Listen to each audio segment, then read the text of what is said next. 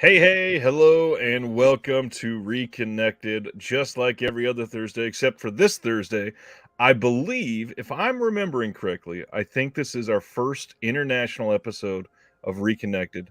Thank you both for joining us from Australia. Tony, Michas, John Mathews from the Imprint cast. Guys, thank you for joining. Absolute pleasure, believe me. Yeah, thank you, Ryan. I love the show, so to be part of it's an honor. So thank you.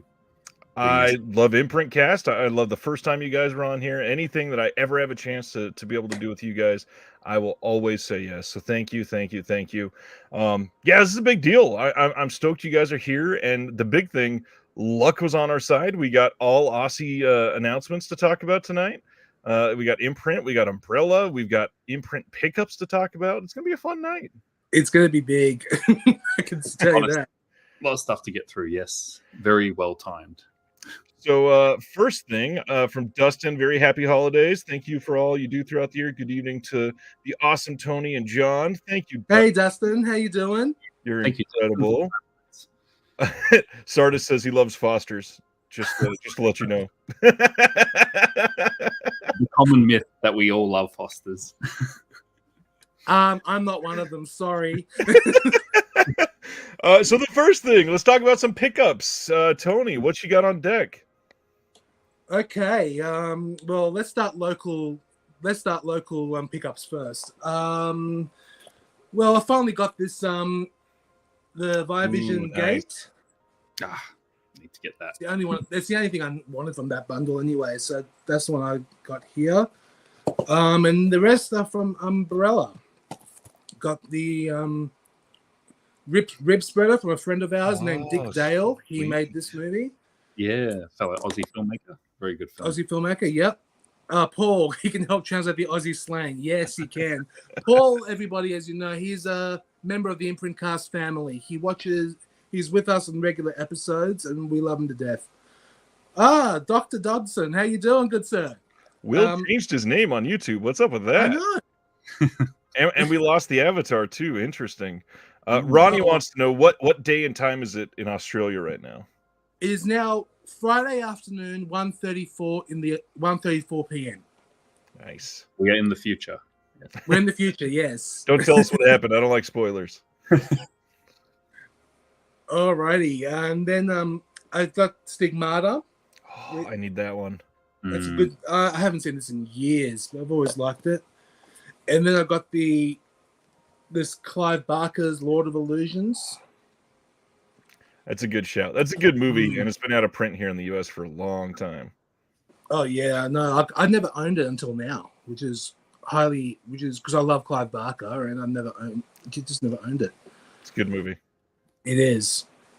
And up next is a couple of international releases. I finally got a copy of Coma with the slip. And the last import is a Criterion. Del Toro's Pinocchio. Got it. And that got to you quickly. I was surprised myself how quickly it came. I just love this. Here we go. Wow, nice. Yeah, it just comes like that. You know? I mean, that's still a pretty cool design. It is a pretty impressive design, yes. When they did the trilogy, that was really nice too. Yep. That. Yeah, always great. Yeah. Annoying as hell to get to the bottom of, but still really nice. And lastly, I got a couple of things, and John, that I got stuff for you as well. Finally, after a long delay, our Imprint bundles arrived. So nice. We got the Avengers Tara King collection, and then we got the November bundle. Here we go. I will match you. That also came in for me today. Oh, lovely. Same day. I think you got an extra one or two that I didn't, but either way, this month looks incredible from Imprint. Oh, it does. It does. And speaking of this month, the December bundle. Now that one I'm very jealous of. I need Lenny. I need the Sidney Lumet. Lenny is just an absolute masterpiece. I absolutely adore it. So yeah, John, the next time I see you, all these are yours as well because I've got your stuff here. Yeah, because I was in JB, our sort of retailer store, and they do have them in store. So I'm just like, I have to be patient. The December bundle? Not December, the November ones. Yes, I've been right. eyeing it down for a while. I'm like, the Adventure Collection too, but they finally arrived. So excellent. So Josephine wants to know any good Aussie Christmas movies or books that you're aware of. Recently there was a book that was released. I forgot what it was called. I think it was called Christmas Kids. I think it's basically a kid's book about the Aboriginal kids celebrating their first Christmas. That seemed to be really quite popular. But movie wise, I don't know. I can't think of any Australian Christmas movies, recent ones at least. Yeah, Heavy Mental, like no. I guess because for us, Christmas is like there's no snow or anything. It's just very hot. So there are some Aussie Christmas movies. I just having a mental blank. I'm sure there are, but I'm talking about recent ones. I couldn't. Recent ones, not recent. Yeah. I would love to hear some good ones. I'm sure there's some. And then we got a solid question from Michael.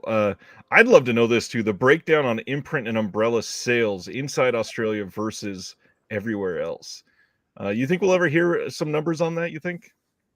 I honestly don't know, to tell you the truth. But all I can tell you is ever since we started the Imprint Cast show, we have been the sales have been increasing more, which is great.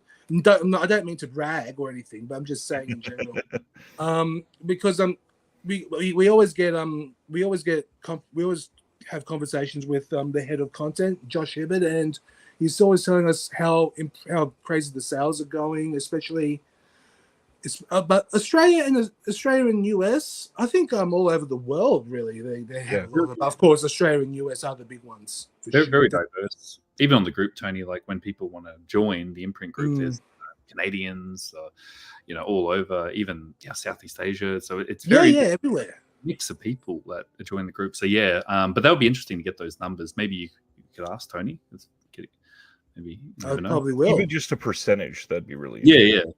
Especially as sort of like this side topic to this rumor that came out last week about the whole Sony leaving Australia and JB Hi-Fi maybe starting to at least taper down the physical media at the stores. And if that's the case, if Umbrella and Imprint, everybody gets this opinion because they're seeing things online that they're selling very well. How can Australia be doing poor for physical media?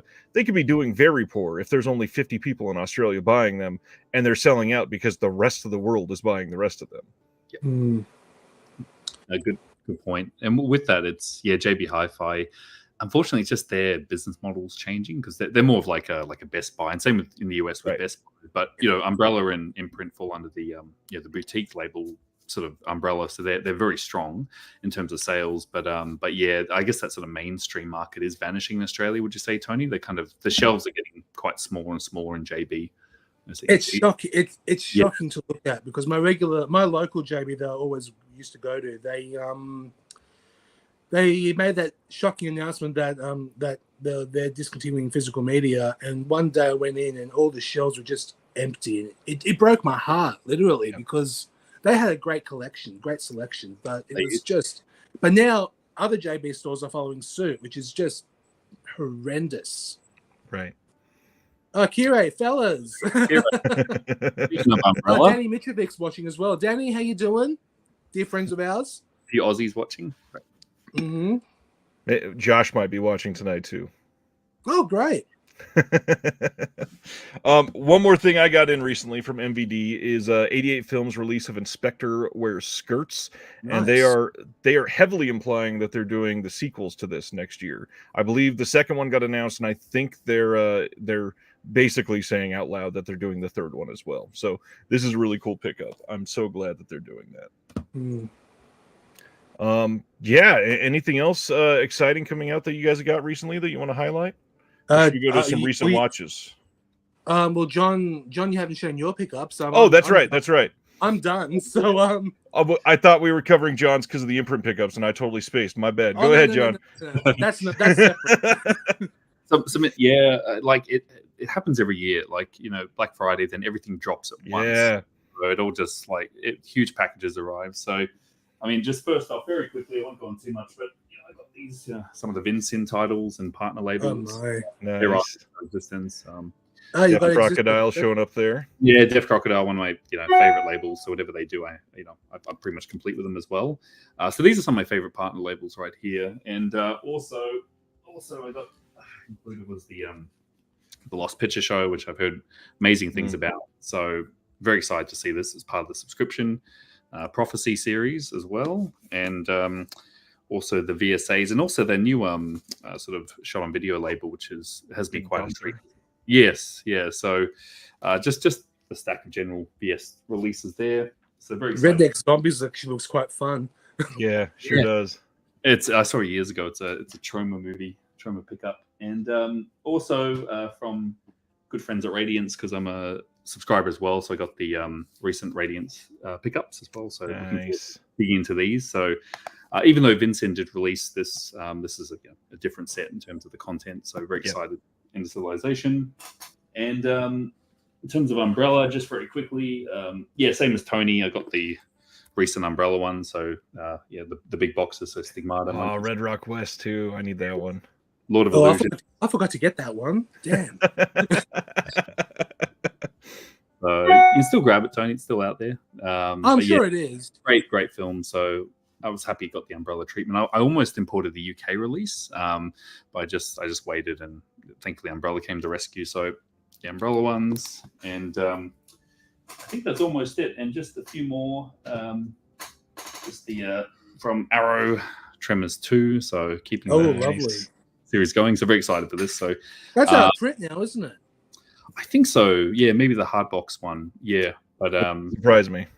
Yeah, because the first one went pretty quickly, and also I grabbed the latest Fun City editions because I'm keeping up to date with them. Yeah, as well. Good.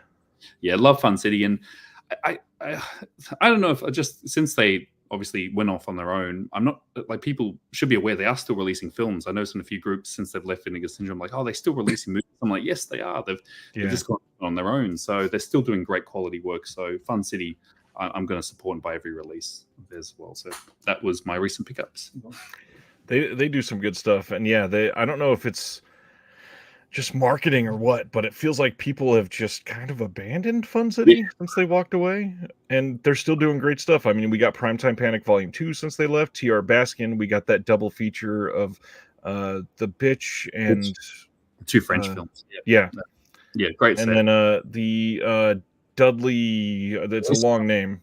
Yeah, Dudley, I just got that from Dead End DVD down here. But it feels like, it's like people didn't follow them after Vincin, but I'm trying to get the word out. Like, definitely, like, Ryan, they do amazing work. So it's like, come on. Like, I'm really excited for their, Party Girl. That was, everybody followed for Party Girl. Party Girl. That was like the one that everybody bought, and then everybody went, okay, now they're done. But they've also announced that they're doing Handgun soon, and that one, I can't wait. The behind the scenes, the stuff that's going to be on that, I'm very excited. Same let's see. We got a good question too from Michael. What is the best Aussie film that people outside Australia don't know? You answer first, Joe. I'll think of this one. Oh yes, good question.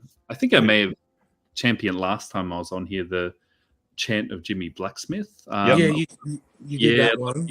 In the US are not too aware of it, or even outside of Australia. So that's one of my favorite Aussie films that every time I meet someone from overseas, they're not really aware of it. So Chant of Jimmy Blacksmith is one I'd recommend. Tony, are there any come to mind? There's so many, but there's so many. I love exploitation, of course, but probably the one I can think of most is Stone. I know it got a 7 release in the US, but there's Stone. Then, of course, The Nightingale, Picnic at Hanging Rock. There's just so many great ones. But there's probably one I can think of. It's popular, but in America, it was called A Cry in the Dark. But in Australia, it's called Evil Angels. And that was a story about Lindy Chamberlain. And that stars Meryl Streep and Sam Neill. And that's another good one. But sorry, Jane. No, I'm just going to say it's funny that A Cry in the Dark, was AKA Evil Angels, is a canon movie. Hard to believe, but it's actually a good one. So that's probably all I can think of at the moment. But I know there's lots. Oh, actually, and of course, Peter Weir's The Last Wave. That's another masterpiece as well. That's a really good one. There's a really good comedy no one has heard of outside Australia. They're a Weird Mob. Yes, Michael Powell. Yes, it's Michael Powell film. So when he made Peeping Tom, and obviously essentially got kicked out of the UK, he came to Australia to make some movies. And this is like Powell from Powell and Pressburger, and he made a comedy called They're a Weird Mob. And it's about an Italian migrant coming to Australia and trying to just understand people's accents and the Aussie slang. It's a really funny movie, but no one has heard of it. So They're a Weird Mob. That's a beautiful film. Absolutely. Very good. Interesting. Sardis wants to know, are there any big Aboriginal filmmakers? Probably the biggest one is Warwick Thornton. He did a movie called Samson and Delilah, and he also did one called he just did one with Kate Blanchett recently, The Lost Boy, I think. I don't remember the actual title, but yeah, I think Warwick Thornton is probably the biggest biggest Aboriginal director, who also is his own cinematographer and writer. So he actually is a very talented individual. Nice. Warwick in mind as well. Yep, that's a big one. The New Boy. Thank you, Paul. The New Boy. All right, let's dive into some recent watches. John, what have you been watching recently, my friend? Oh yes, it's been I've been trying to catch up since everything has arrived in the mail. I'll just get it brought up here. Sorry, up here. So I recently, in terms of releases, I watched. I got it's over there. The 4K of Fargo from Shout Factory. So I watched that. Looks amazing. Looks incredible. It's a film I love. It's one of my favorites. In fact, got a 4K. Is definitely up there. Recently, in terms of newer movies, Tony and we saw the Caligula Ultimate Cut. Yes. So this is pretty amazing. So Caligula, as you know, kind of got butchered, shall we say, by Penthouse Films, and they've reconstructed the original vision of a Tinto, well, as close as it's going to get. So it did play theatrically here in Australia, and I'm not sure if it's come to the US yet. It's played a couple festivals, I think. Yeah. So we went, and it was a revelation seeing that cut of Caligula. It's a completely new film. It's a real, and you can see. Basically, it was trying to do something like Fellini's. Was the film Tony on a mental blank? Satyricon. Satyricon, yes. In terms of the visuals, and actually, they took all the best shots. So that was a really good watch. Recently saw Thanksgiving as well at the cinemas. That was fun. Yeah, saw that. Nice. And also the other night, I finally watched the 4K of Arrow's Witness, which is I think it's a really, speaking of Aussie filmmakers, a really great film. And the Arrow 4K looks amazing. So those are just recent watches I've watched. Nice. I need to get Witness watched soon. That's one that I was super excited that a boutique was doing a 4K for. It's a great movie. Great film. Yeah, very great film. All right, Tony, what's been on your list recently? As John said, we watched Caligula, the Ultimate Cut. Highly recommend it. Hope it will get physical media eventually, but who knows when. John and I also went to a friend's place and had a Vinegar Syndrome double feature. We watched From Beyond and Undeclared War. Undeclared Law? Oh, well, I keep that title. I always the Domingo Lamb movie. Domingo Lamb one. Yeah, that's all I can think. I'm pretty sure it's Undeclared War. You're right. Right, yeah. And theatrically, I watched Caligula. I watched Thanksgiving. Mind you, some of the good stuff I really want to see isn't out yet. Australia gets their stuff delayed, like Poor Things. I'm dying to see that, but that doesn't come out until Boxing Day, which is December 26th. And a few others as well. But I've heard nothing but great things about Poor Things. I'm dying to see that. Yeah, and I'll be watching that this weekend, I think. Oh, lucky you. I have to wait. Actually, I think it's advanced screenings here this weekend too, so I might try and give it a go. But lately, I've been catching up on some Christmas stuff. Like I watched Ghost Stories for Christmas, the BBC anthology series. I started watching that, which is really good. And that's that. That's it. That's all I've been watching. And I did see, I forgot to mention Godzilla -1. Of course, saw that. That was. I haven't seen that yet. I've got to watch that very soon. Saw it in 4D, so the seats were, shaking around, and you saw it in 4DX, you lucky bugger. 4DX. so that was fun as well. So yeah, forgot about that. My big new watch for me this week, other than a bunch of Christmas movies that we've been rewatching, of course, but I finally got to see Carmen, which we've been talking about in the chat for the last handful of months. This was from 2022, starring Melissa Barrera, Paul Mescal, and I was so invested, wanting to love this thing, and good God, did it fall flat for me.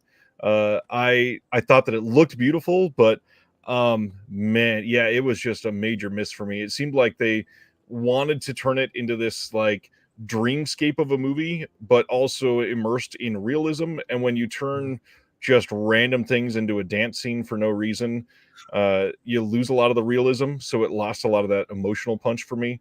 And it was just very contrived. I thought it was acted incredibly well, shot beautifully. Could not possibly care any less about the story, sadly. But it was still a decent time, and I think a lot of people would probably love it. It's all right. Let's go into some announcements then, if everybody's ready. Anything else you guys want to cover before we jump in? I'm good. Yeah. Well, then let's hang out in Australia and talk about some imprint titles. First up is Green Ice. All these are coming on March 27th, and this is, again, continuing this pattern for Imprint, a big worldwide first on Blu-ray month for them, including this one, Green Ice from 1981. The search for valuable emeralds is on in this action-packed 80s adventure starring Ryan O'Neal, Ann Archer, and Omar Sharif. And this is directed by Ernest Day, who did A Passage to India. We get a new audio commentary by David J. Moore, a new interview with the stunt coordinator, Vic Armstrong, and just, again, adding to their out of nowhere wild slate that they always have. Oh, I know. I don't know how they do it. Even though we promote the company, I don't know how the hell they do it. They have some great obscure titles and want to show it to the world. It's fantastic. Like with this one, I've never seen. I'm actually tell you, I've never even heard of Green Ice until Ryan O'Neal's passing, and then they mentioned this film. And I want to watch this. Stan, see you later. Great seeing you. See you, Stan. See you. Yeah, one I haven't seen either, but once again, with Ryan O'Neal's passing, there's been a real appreciation for his films he's been in. So, once again, bringing us more, discoveries. That's the beauty of Imprint, is there's a lot of first-time watchers for a lot of us, and so this. And I saw the trailer; it looks like a lot of fun. So yeah, I'm very keen for this one as well. Very interesting looking. And next one, this was hilarious because I had a friend, not even kidding, I think 4 or 5 days before this was announced, sent me a picture of the laser disc for this and said, let's see a boutique release Cold Steel. And just like clockwork, Imprint announced the worldwide first on Blu-ray, Cold Steel from 1987, starring Brad Davis, Sharon Stone, Adam Ant. And as you can see on the cover, man, they're really selling this one pretty damn well. I'm excited to see this. The only big thing, no extras at all on this. I really wish they were able to do anything, because this is a damn good looking movie. I haven't seen it, but I do know of it, and apparently, I heard it was actually trashy fun. It's good fun to watch, but I don't know. Well, yeah, it's a shame there's no extras. They may release them later. Who knows? But for the time being, it doesn't look like there's any. But of course, with Brad Davis from Midnight Express, Sharon Stone, and I love that they have Jonathan Banks front and center and don't even acknowledge his name on the front of it at all. So true. John, have you seen Cold Steel? No, it's one that I've heard of for many years. Once again, just because of the Sharon Stone connection. So, it looks like a lot of fun. One of those late '80s thrillers of the time. So, once again, hopefully there's to be confirmed. There's more extras on the way. But yeah, this looks like a lot of fun. That's the beauty of Imprint. Once again, they will bring all types of genres, even if it's a bit of trashy fun. Like, as long as it's still entertaining, it's absolutely catalog.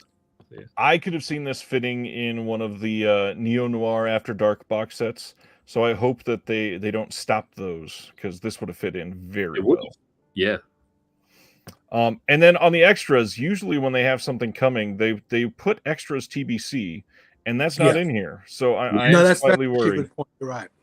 So that could be it. So, yeah. Next one, which once again, no extras listed whatsoever. And this one's a big one. Let's Get Harry from 1986 with Mark Harmon, Gary Busey, and Robert Duvall. I mean, again, worldwide first on Blu-ray. Hardly anybody has seen this, I'm sure, and they are just crushing it. Well, this is directed by Alan Smithy, after all. So They couldn't get him for an interview. Come on. He's done so many good films. Yeah, he's probably busy. Does like 4 films a year. No, it's yeah, what a cast. Tony, have you seen this one? It's one that you No, I want to.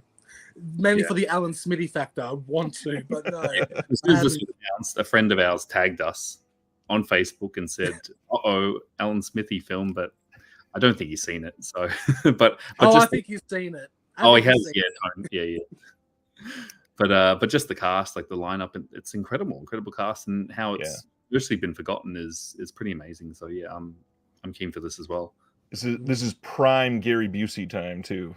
Yes. Michael Smith, speaking of Peckinpah, any buzz on chances that Imprint could do Wild Bunch? Well, Wild Bunch is Warner Brothers, so they won't license. No. Unfortunately, off limits. Yeah, I mean they've done every. Pretty much looks like they're going to do every Peckinpah, but so unfortunately, unless things change and they make an agreement. Fingers crossed for the Wild Bunch, because that's my favorite Peckinpah film. So here's hoping. That'll be a dream getting the Imprint. And I will say this now. I will announce this right now. With Peckinpah, we are doing a special episode on the show dedicated. It will be our first director focus, and it's going to be on Sam Peckinpah.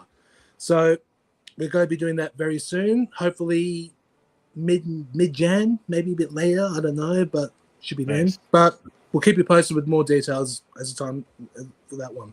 So yeah, sounds fun. Next on is a big one for a lot of people. Batteries Not Included from 1987.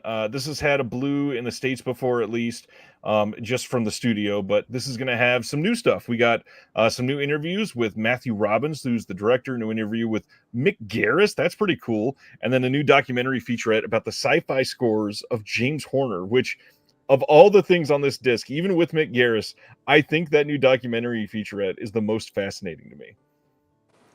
Definitely, especially James Horner's score on Aliens. I'm looking forward to hearing about that one.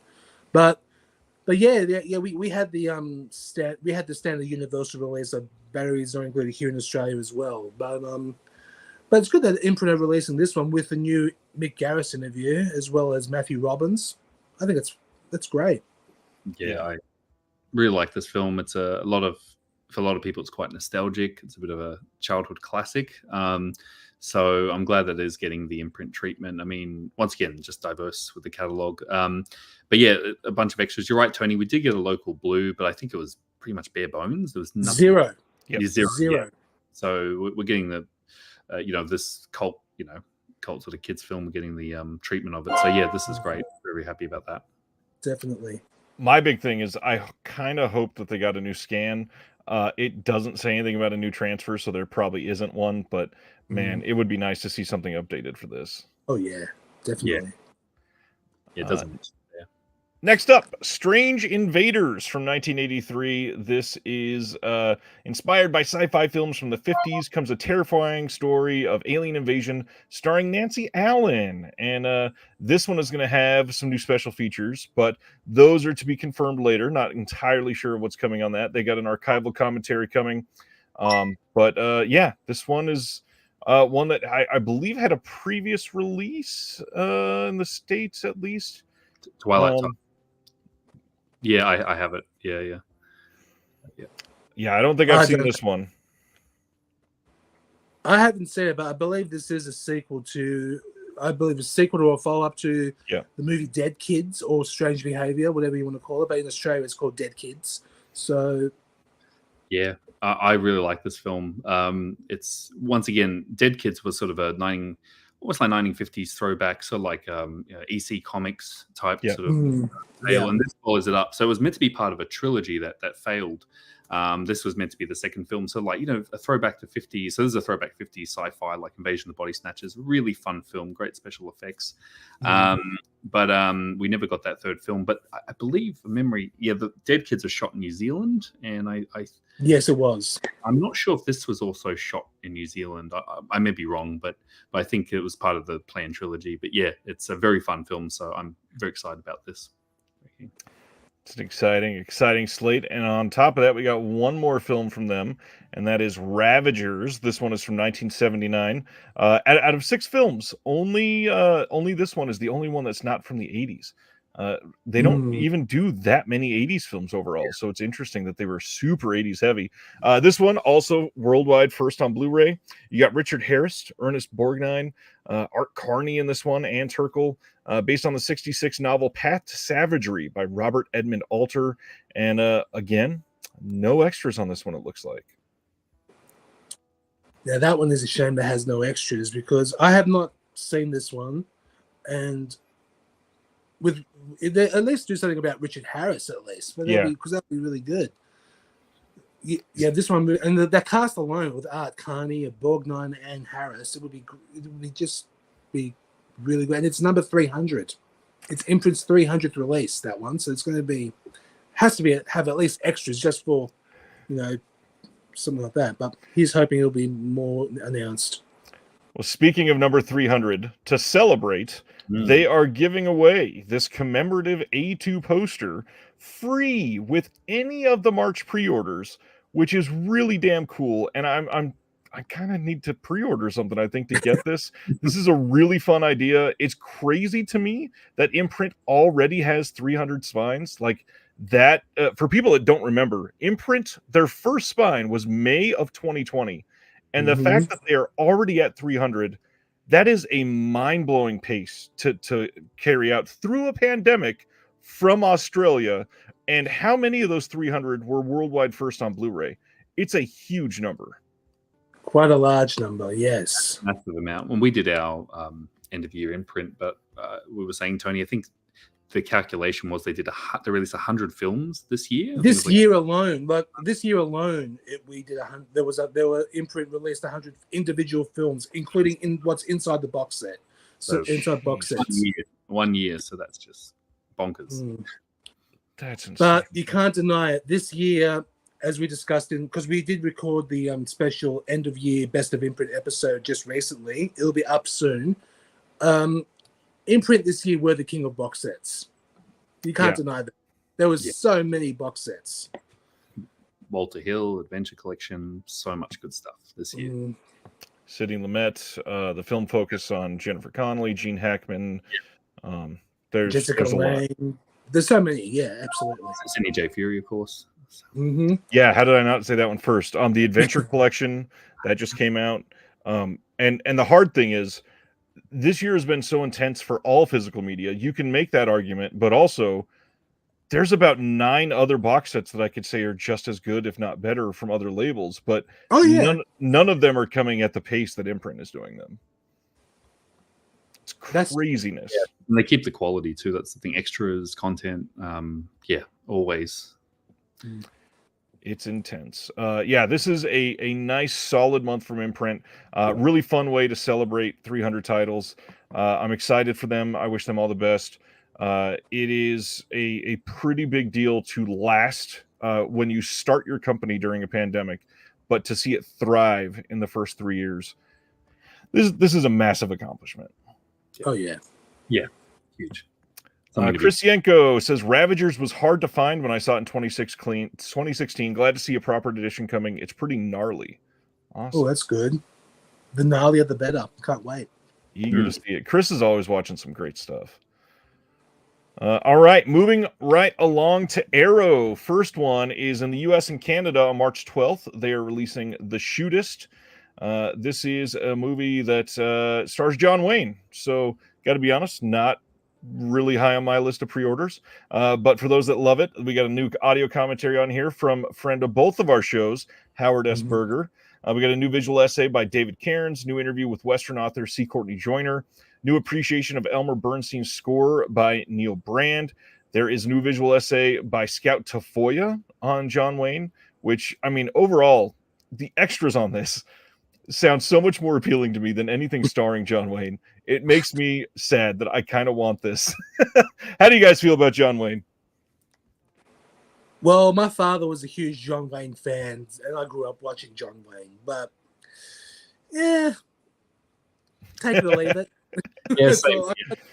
I think that's same me. He's always been like a dad figure, like your dad's sort of favorite movies. So I'm beginning to appreciate John Wayne a little bit more. But yeah, I'm still a bit iffy. But obviously all the classics. But so a bit give or take as well for me too. Yeah. And especially watching John, imagine, I'm from a Greek background, and watching John Wayne with my father, who doesn't speak a word of English, and I have to translate the whole movie in Greek. Not easy, not fun. Well, at least he speaks slowly. Yeah, that's actually true. That's good. You can't deny all the John Ford classics, amazing, but yeah, some of John Wayne's solo other stuff. It's yeah. In the chat, David Holland says it's a solid movie, not as good as El Dorado or Rio Bravo. Not much is, but better than True Grit. Definitely sold for a Howard S. Berger special feature, says Paul Berryman. Howard S. Berger always sold his commentaries and video essays are great. I always go straight. And he's a good friend of ours as well. So definitely. For anybody that has never watched any of Howard's visual essays, you read something on the back of some of these, and it's, appreciation of X by Howard S. Berger, and you go, oh, that sounds cool. But then you pop it in, and it's 47 minutes long, and the dude never breathes. And you watch this entire thing, and you've learned more than you've learned about some actor maybe ever in your life. And you go, Howard, like, what are you doing? This is incredible, but this deserves like a wide release, not a special feature 47-minute extra. What? Come on. There are only two people I know who I've heard on commentaries that don't breathe. Howard and Lee Gambon. Those two, they don't breathe during their conversations or doing their commentaries. I don't know how the hell they do it, but yeah, I find that a lot. Who knows to them? Watch this quick video introduction, and then you pretty much spend an hour. It's like, what happened? So yeah, always incredible wealth of knowledge, both of them. When I was waiting on a title coming, it might have been the Sidney J. Fury box, I don't remember, but something was coming to me, and Howard was like, do you want to get a head start and watch this essay before we talk? It was one of the times he was on the channel. I was like, yeah, sure, I'll give it a watch. He's like, all right, it's a bit long. Here you go. I'll send it. And it comes over, and it's 72 minutes. And I'm like, Howard, this is a film. This is not a visual essay. 72 minutes. Okay. Oh, Howard's amazing. Oh, he is. Next up, they are releasing the film Dark Water from 2002 on 4K. This is coming on March 18th in the UK, March 19th in the US and Canada.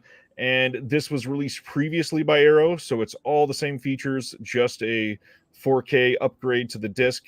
However, if you want a fancy new slipcover, they are doing one of their site exclusives with the original art, which looks pretty decent. Not terrible. Not one I feel like I'd have to shell out for, because I quite like their new art they did for this. Yeah, decent looking release. It is. No doubt, John, you're getting the original? Yeah, I usually go for the original, but I actually like this new artwork, and I also have the Blu-ray as well. So the original art might mix it up a bit, the slipcover, but it's it's a really good J horror. It's one of the first J horrors I saw many years ago, and really got me into the genre.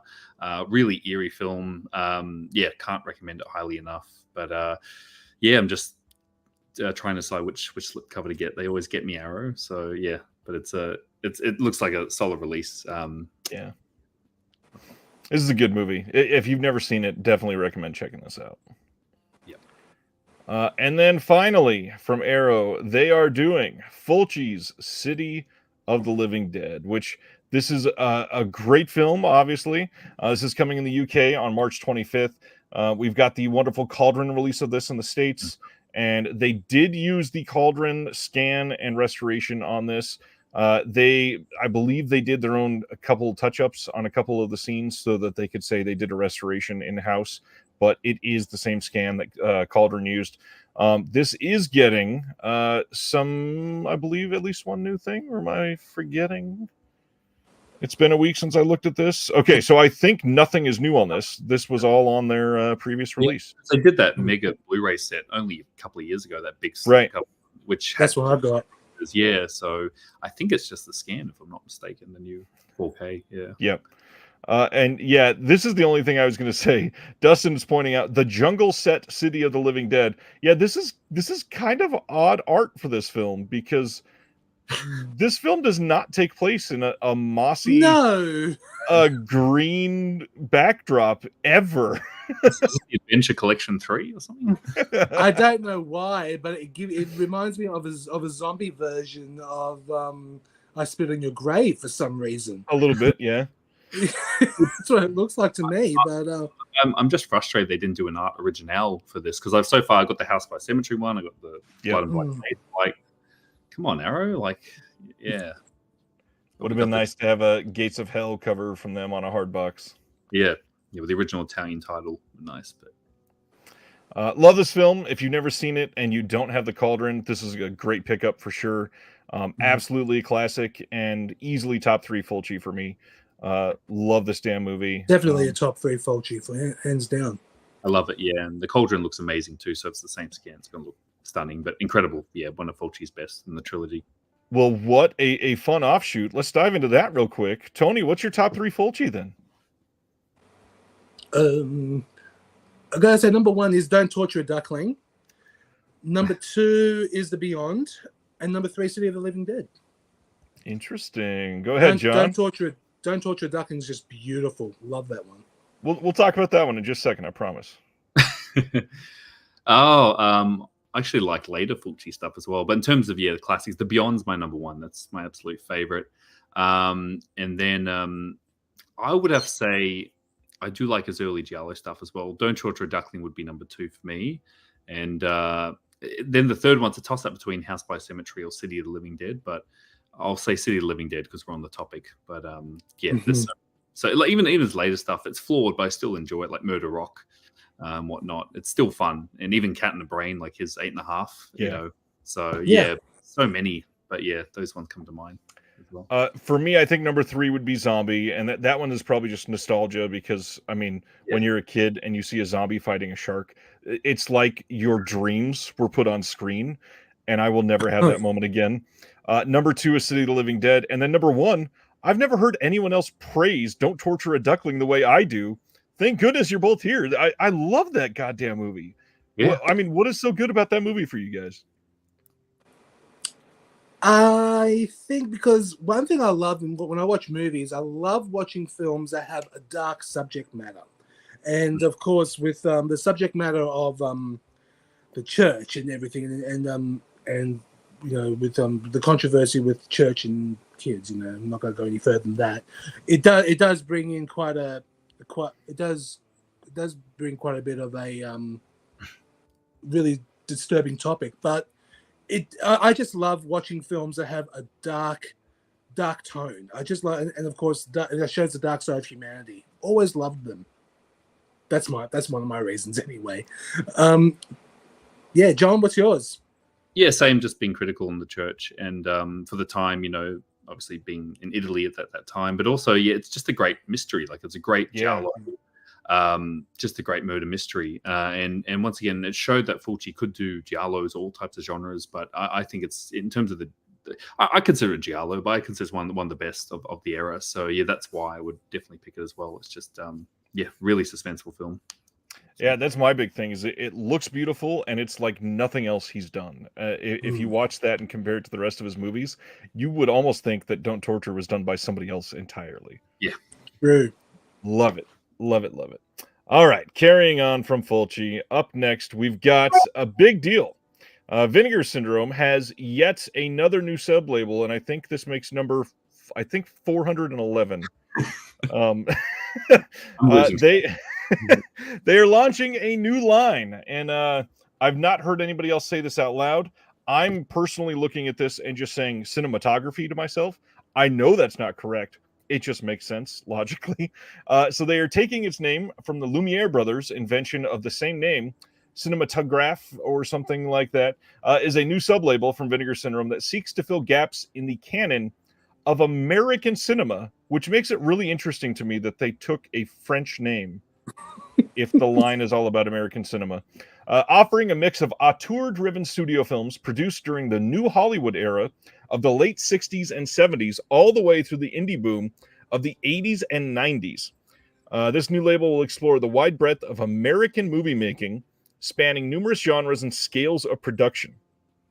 Curated and produced by Justin LaLiberty, each limited edition release will be housed in a specially designed cloth-bound media book with embossed foil titles and custom molded disc trays, accompanied by a slipcase featuring newly commissioned art and an individually numbered J-card. A few other things that he's said on social media to give us some details. So thanks for that, Ronnie. Cinematograph. That's still a funky word.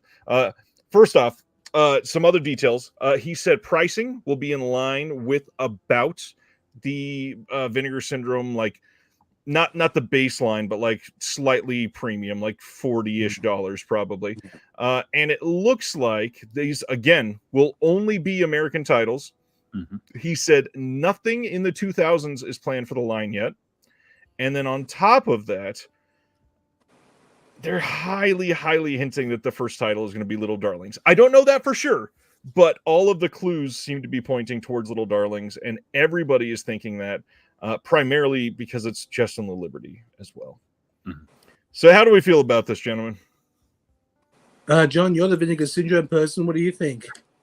Yeah, look, I'm excited by it, but also, another sub-label. I'm a subscriber, so obviously you do get the discount, so it does help, if you do subscribe, so that does, impact the price. Yeah, I'm excited because they tried this years ago. Like, I've been a long-time Vinegar Syndrome fan, since their inception, and they had a label called Etiquette Pictures. Yeah, Etiquette Pictures, that was it.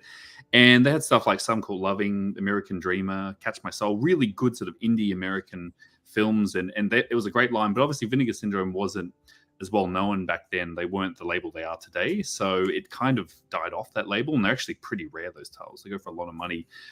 So if they're resurrecting that and bringing that, because like I said, their restorations are top notch, so if they can do Criterion level films with their type of restorations, this is a match made in heaven. So I'm quite excited for it. Definitely intrigued to see what happens there.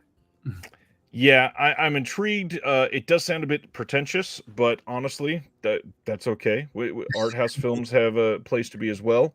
I mean, this just sounds interesting, and I love a lot of films from the time frame that they're talking about, from the genres that they're talking about.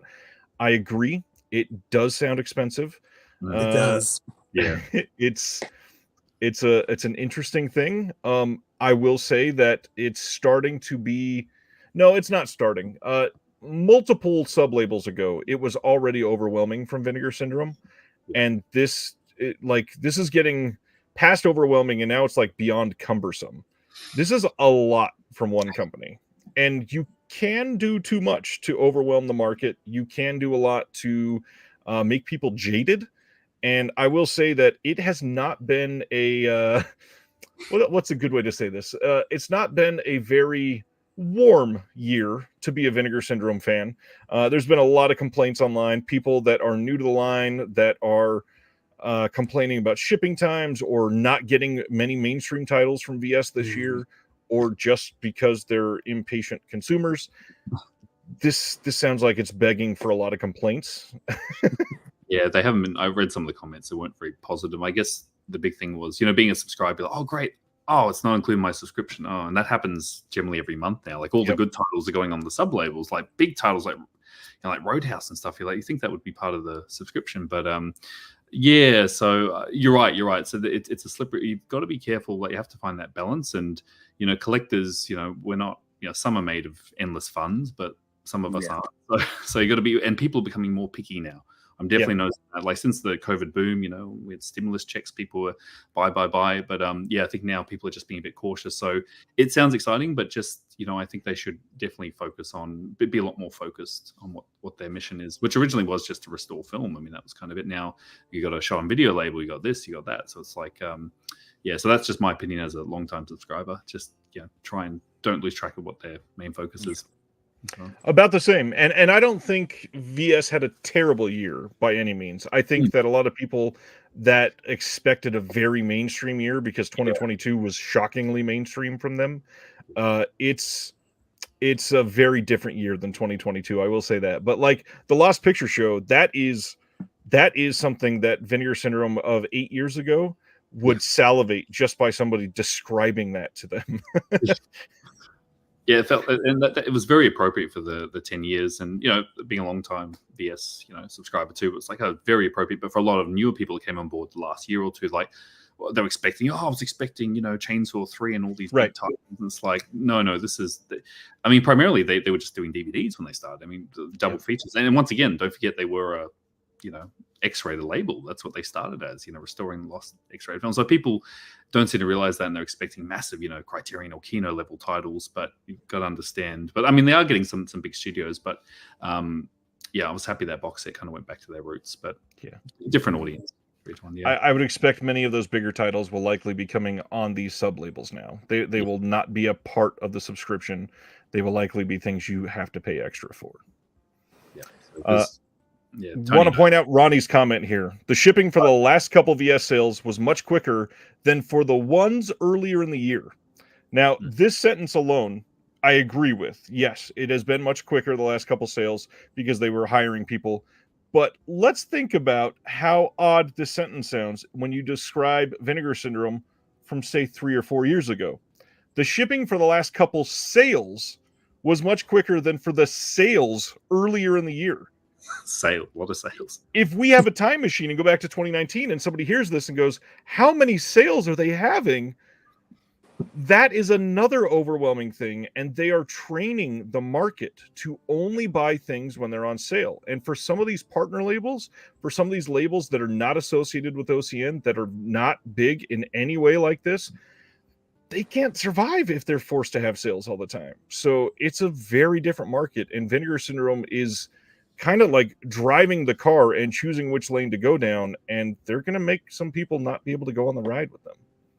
Yeah, I remember the sale, and the sale, it was an event. It was once a year. Yeah, we'd have the halfway little mini sale, but then the big one, like Friday, and we're talking event levels. Like stuff would sell out, like Action USA would sell out, like massive print run, 5,000 with it.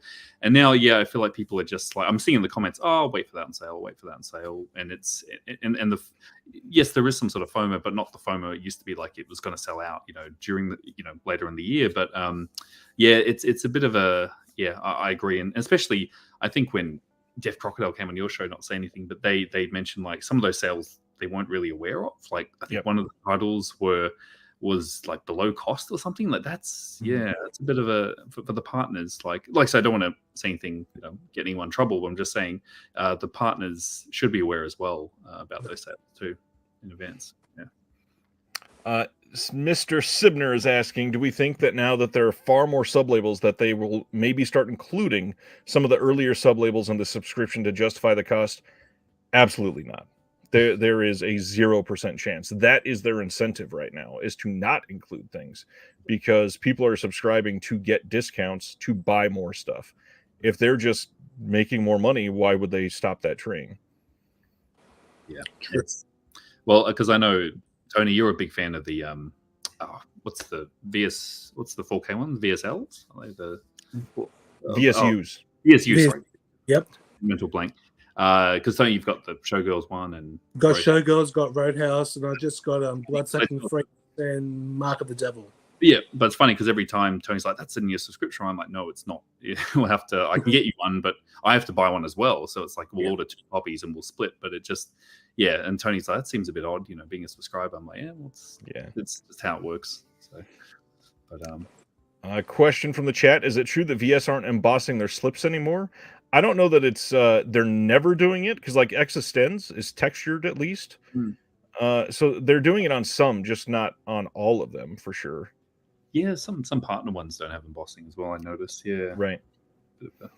Well, you got your ones, John. Are they are some of them embossed? Yeah, Fatal Games is embossed, just the title. So now, yeah, but that's a really good point. And also, I noticed sorry, be a nerd, but the textures definitely changed. They used to have the old covers that are very sort of unique paper, and these ones are much more smoother. So yeah, it's just we notice these things, we definitely do. But yeah, I'm just looking now. Some of them are, some of them aren't. And then Sibner saying, I say they should just bring Subscriber Week back to Black Friday and extend the Black Friday sale to a week. And I got to be honest, now that it's in January, they're not going to do that because now they're getting twice the press because they have it happening in November, and then they have it for a full week in January, and that's twice the time. Not to mention people are spending Christmas money on a subscription now.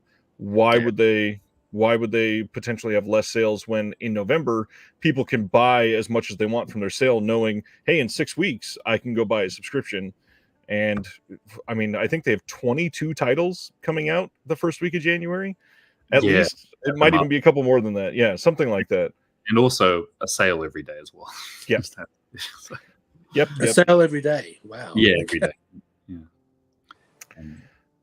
Yeah, this is a lot. But enough about Vinegar Syndrome. We had this long conversation, and they didn't even announce a title. This is how good they are at marketing.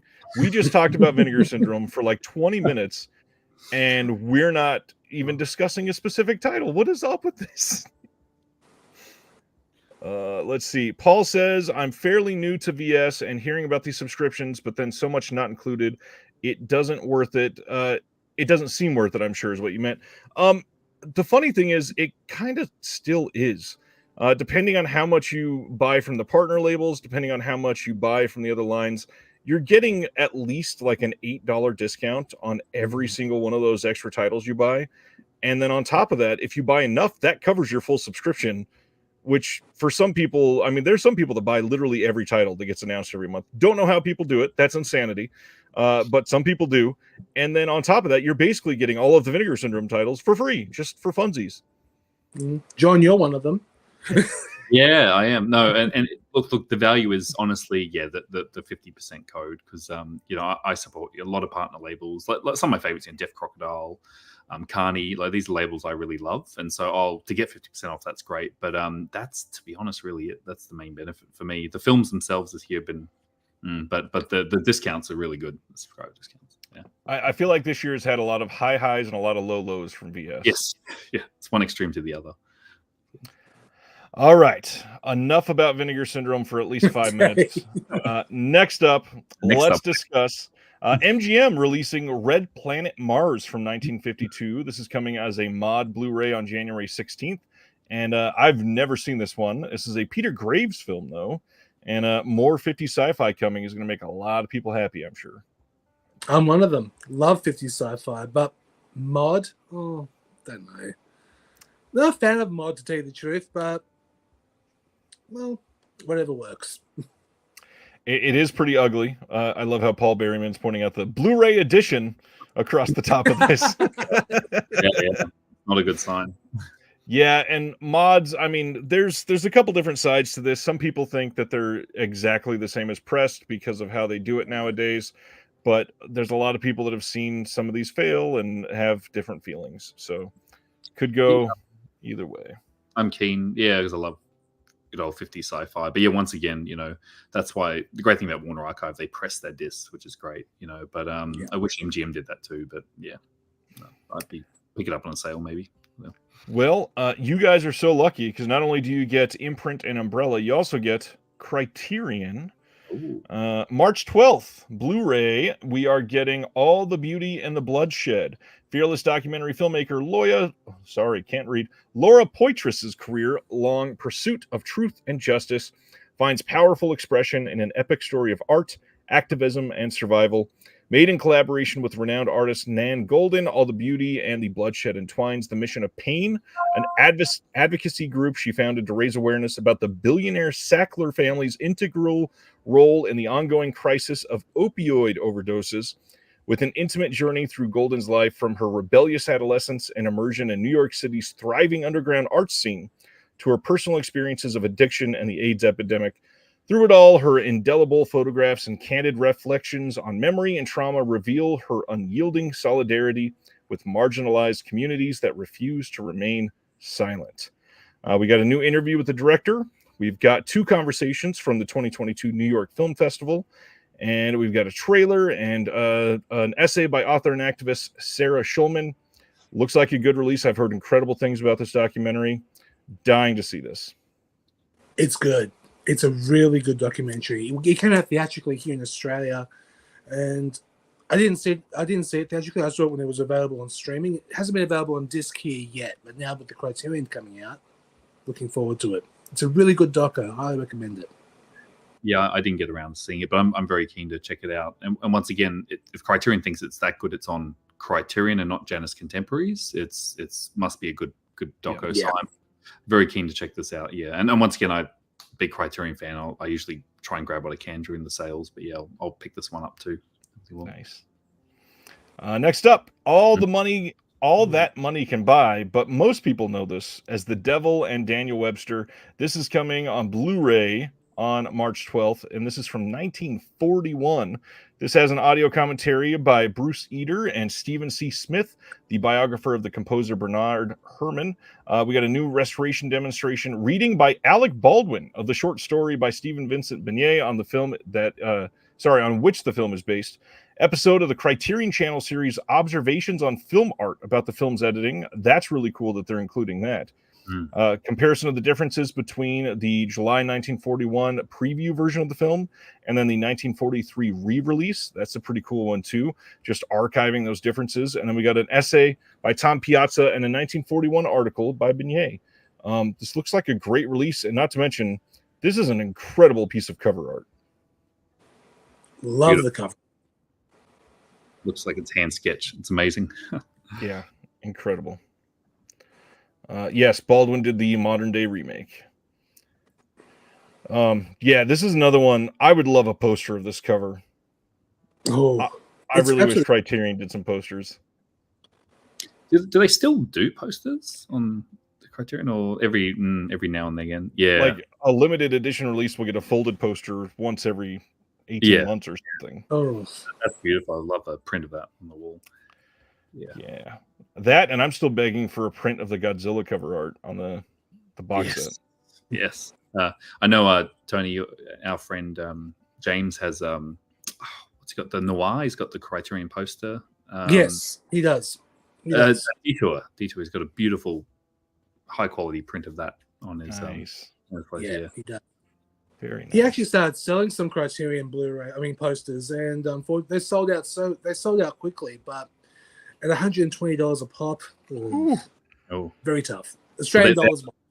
Yeah, Australian dollars, but they are high quality. But yeah, they're I wish they shipped to Australia. Yeah. March 19th, they are also giving us The Runner from 1984. Very powerful cover art on this one as well. This has a new 2K digital restoration. We got a new conversation between the director, Amir Nadiri, and the filmmaker, Ramin Barani. Audio interview from 2022. We got Waiting, a 1974 film by Nadiri, featuring an afterword by the director, and then an essay by Ishan Kushbakht. And yeah, I've heard great things about this film and somehow have never gotten around to it. Same. Haven't seen it, but looking forward to it. Yeah, it's another blind spot. So yeah, once again, thank you, Criterion. Saint Omer also coming on Blu-ray. This is a 2022 film, and yet again, this is one that I've heard incredible things about. This is a fairly new film, and just have not seen it. This will be the easiest way to see this movie moving forward, I'm sure. And this is going to have new interviews with the director, conversation between the director and an author and a filmmaker, and then 2023 episode of The Director's Cuts, a DGA podcast. And then we got an essay by critic Jennifer Padgemi on this. Again, just continuing the great releases that they're putting out. Yeah, same. I've never heard of it or seen it. It would be good to give that a go. Yeah, one that was on my radar. So, yep, keen to check this one out too. Nice. Yeah, cover art on this is simple and just so well done. Good month from them, and that would have been pretty good if that was it. But a lot of people are beyond happy that we are getting To Die For from Gus Van Sant featuring Nicole Kidman. And this one is coming on 4K and Blu-ray on March 26th. This is from 1995. Of course, new 4K digital restoration approved by the director and the DP. We've got a 4K disc and a Blu-ray disc. Both will have the film. We got an audio commentary with Gus Van Sant Edwards and the editor Curtis Clayton, some deleted scenes, a trailer, plus an essay by film critic Jessica King. I mean, this is one that people are... This was the loudest celebration for sure. Oh, yeah. I love To Die For. I saw it theatrically when it came out in 96, and I adored it. I just thought it was incredible. But it's good getting a 4K UHD disc, but I don't know. It seems to me it's lacking a bit of features. It would be a little bit more extras, like a documentary or something. That would have been good, but oh well. Either way, you get a commentary by Van Sant, so that's good. It's good enough for me. That's a big deal. I am glad that it's got that. The other big thing is that it's got a 4K and it's got Dolby Vision. Thankfully, it is going to have HDR. We don't have to worry about that. This is one that will benefit from that for sure.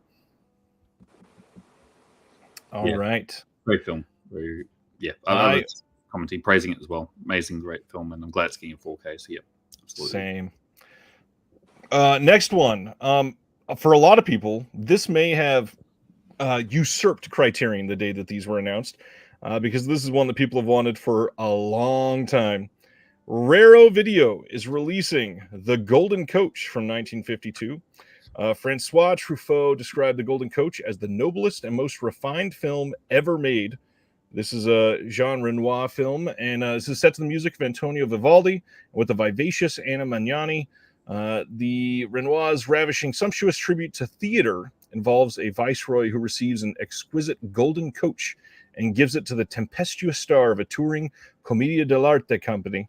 Set in Peru in the 18th century, the Golden Coach follows Camilla, the star of a theater company who hesitates to choose between the advances of three men. The viceroy gives her his magnificent golden coach. A young Spanish officer suggests the two of them settle down together. Ramon, a torero, offers her a share of his glory.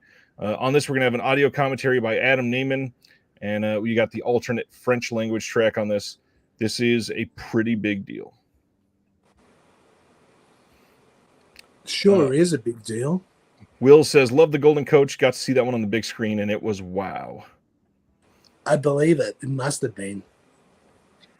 And then Terry says, I would have loved Murder in New Hampshire included on To Die For. It was a TV movie based on the true story that was the inspiration for this film and starred Helen Hunt. I really enjoy Helen Hunt. She's always been fun. Yeah, she has been. Yeah. And anything else on Golden Coach from you guys? I've never seen it, but I really want to. It does look really good. It's a visually beautiful film, and the fact that it's getting a Blu-ray upgrade would be great, because I have a DVD, an older DVD, I think it was Director's Suite, released here locally, Madman. But yeah, really great. I just remember it being visually incredible, like very, very colorful, vibrant film. So interesting that, Criterion didn't get it, so they must have lost the rights to it. So this is one I'll be picking up, because I would like to get a HD copy of it. Definitely would. Nice. Going from one colorful film to some colors that pissed a lot of people off this week. Shout Studios is releasing a 4K steelbook of Creepshow as a Walmart exclusive coming on February 27th. And oh man, I have seen so many complaints about this. Literally tonight during the show, I've been still getting comments on this popping up on my phone of people complaining about this art. I actually don't hate this. It's very much like the EC Comics style that Creepshow came from. Yeah, it's nothing like the old EC or the old Creepshow poster art or anything like that, but it feels like EC Comics. Yeah, I see it, but I'm not a fan of it, to tell you the truth. But I don't love it either. It's growing on me a bit. Maybe if you see it in hand, it's a nice glossy steelbook, it might really pop. But right now, I'm just not. Yeah, it's interesting. I see what they're going for there in terms of that old classic comic look. But yeah, just the original poster art and a nice glossy steel would have been nice. But it's different because they did the 4K with the slip, so keeping it different, mixing it up. Yeah, nothing new on this, of course, because they just released the 4K just recently. It's just a steelbook coming. Yeah, it is, and they're doing the Walmart exclusives now because obviously Best Buy don't think are taking them anymore by looks of it. No, So. no more exclusive steelbooks at Best Buy. It looks like it'll be Walmart for many of them. However, one thing that I've heard, and I just wrote about this in this month's zine, from what I'm hearing, is each individual title is being bid on by retailers. So we could see more Amazon exclusives, more Walmart exclusives, or just go the Paramount and have not an exclusive release. Just put it out and you could buy it everywhere. Like that should be the secret to this. Let everyone buy it wherever they so choose. Why is that difficult? Well, it roadblocks us down here in Australia, Tony. As you know, we can't order from Walmart; they don't ship outside the US, and Right. so same with Best Buy. Like it was, and so you'd have to get a friend in the US send it to us, and it's a real hassle. And they're losing customers, they're losing international customers as well. I can't go to Amazon and get it, so yeah, it's just make it wide, just get it out there. Like it's better for the market, you know. Anyway, it's very old school. Barnes and Noble used to ship to Australia for the Criterion sales, but no more, which is a shame. That's ridiculous. Yeah. New movie Wonka is getting a Walmart exclusive 4K and Blu-ray steelbook. We don't have a release date on it yet. I've not seen the movie. I've heard both good and bad things. I got to admit, the whimsical steelbook here is pretty decent. It's nice and colorful. I like that aspect. Yeah, don't have any other feelings. Yeah, I haven't seen it either, but this does look nice. Yeah, I haven't either. Yep. Hopefully it's decent. Yeah, heard very mixed things. So February 13th, Kino is releasing Let's Dance from 1950. This is with little known actor named Fred Astaire. I think I'm saying that right. We got a new commentary by somebody else that nobody's heard of, Mr. Lee Gambin, I think. This is a big deal. I'm glad Lee's on this, and obviously anything with Fred Astaire is a big deal. 1950, that's the commentary is the big draw. If you've not seen this before, it'll be a great release.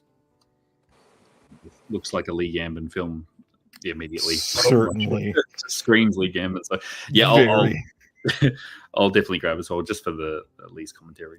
Be worth it. Next up, Kino is releasing Francis from 1982 someday. We don't know when. This is with Jessica Lange, Sam Shepard, Kim Stanley, directed by Graham Clifford. Not much else known about this yet. We'll probably get it here in 3 or 4 months, and we'll find out a lot more. Any feelings on Francis?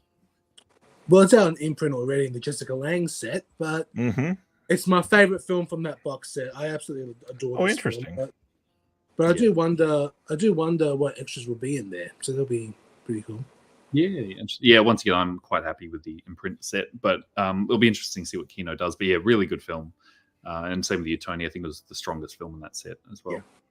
Nice. Yeah, Imprint and Kino, they seem to be working from the same pool for the most part. A lot of those Imprint titles are coming to Kino eventually. They are, yeah.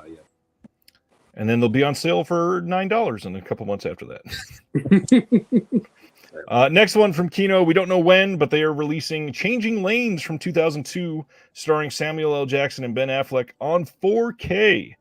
What a random pick for a 4K title from Kino Lorber. I remember seeing this and thinking it was fine. I don't remember hardly anything else about it other than, hey, it was a movie. Yeah, I saw it once, never again. I didn't hate it, but I just thought, it was all right, and that was it. Done. Yeah, I saw it when it came out. I thought it was, I've seen it once, ho-hum sort of film, just someone having a bad day. Interesting choice. Like, there's a lot of Blu-rays they announced that are pretty amazing, but this gets the 4K. Okay, interesting. But once again, I think I listened to an interview with Frank from Kino, and he said that if they HD, like, it's already done, the master's there, they'll just 4Ks. But interesting choice, very interesting. I agree with David. The poster here definitely makes it look like this movie's called One Wrong Turn Deserves Another. Oh, it does. It certainly does. Next up is the complete series of Gomer Pyle USMC is coming on pressed mod Blu-ray from Paramount on February 13th. This will have audio commentary on I don't know if this was a typo, but I love how they wrote this. Audio commentary on select episode. One episode. And then the pilot from the Andy Griffith Show in HD, vintage sales presentation clip in SD. But again, like, this is a very surprising deep cut to come out on Blu-ray. This would have been far down on my guest list of what was coming out on Blu-ray on TV, but here we are. I'm not sure how well this will sell. Shazam! I have no idea. I don't know. I grew up watching Gomer Pyle, so the mod thing is kind of turning me off a little, but I'll give it a go eventually. But I'll wait till it goes down in price, of course. Yeah, I grew up a lot on Gomer Pyle and Andy Griffith. Jim Neighbors is hilarious and grating all at the same time. Yes, but yeah, this is a very interesting pick to come out on Blu-ray. It is. I think it's good, I guess, for more classic TV on Blu-ray. I guess that's one of the benefits there. Hopefully, if it sells well, they'll do more. But yeah, an interesting choice. There's still a lot of classic television from that time that hasn't got the Blu-ray treatment. So yeah, like same with you, Tony. If it goes on sale, I might pick it up. Yeah. Just keep them coming. That's my big thing. Definitely want to see more of them. Yeah. Don't need to highlight that. February 20th, we finally got some release details on Leviathan. February 20th, 4K and Blu-ray, and it's got some nice alt art. You can get a slipped copy on Blue or on 4K. Same alt on both. This will have a new audio commentary by Steve Mitchell and Nathaniel Thompson. Mm-hmm. And then the Blu-ray disc will have a lot of the archival features that were on here.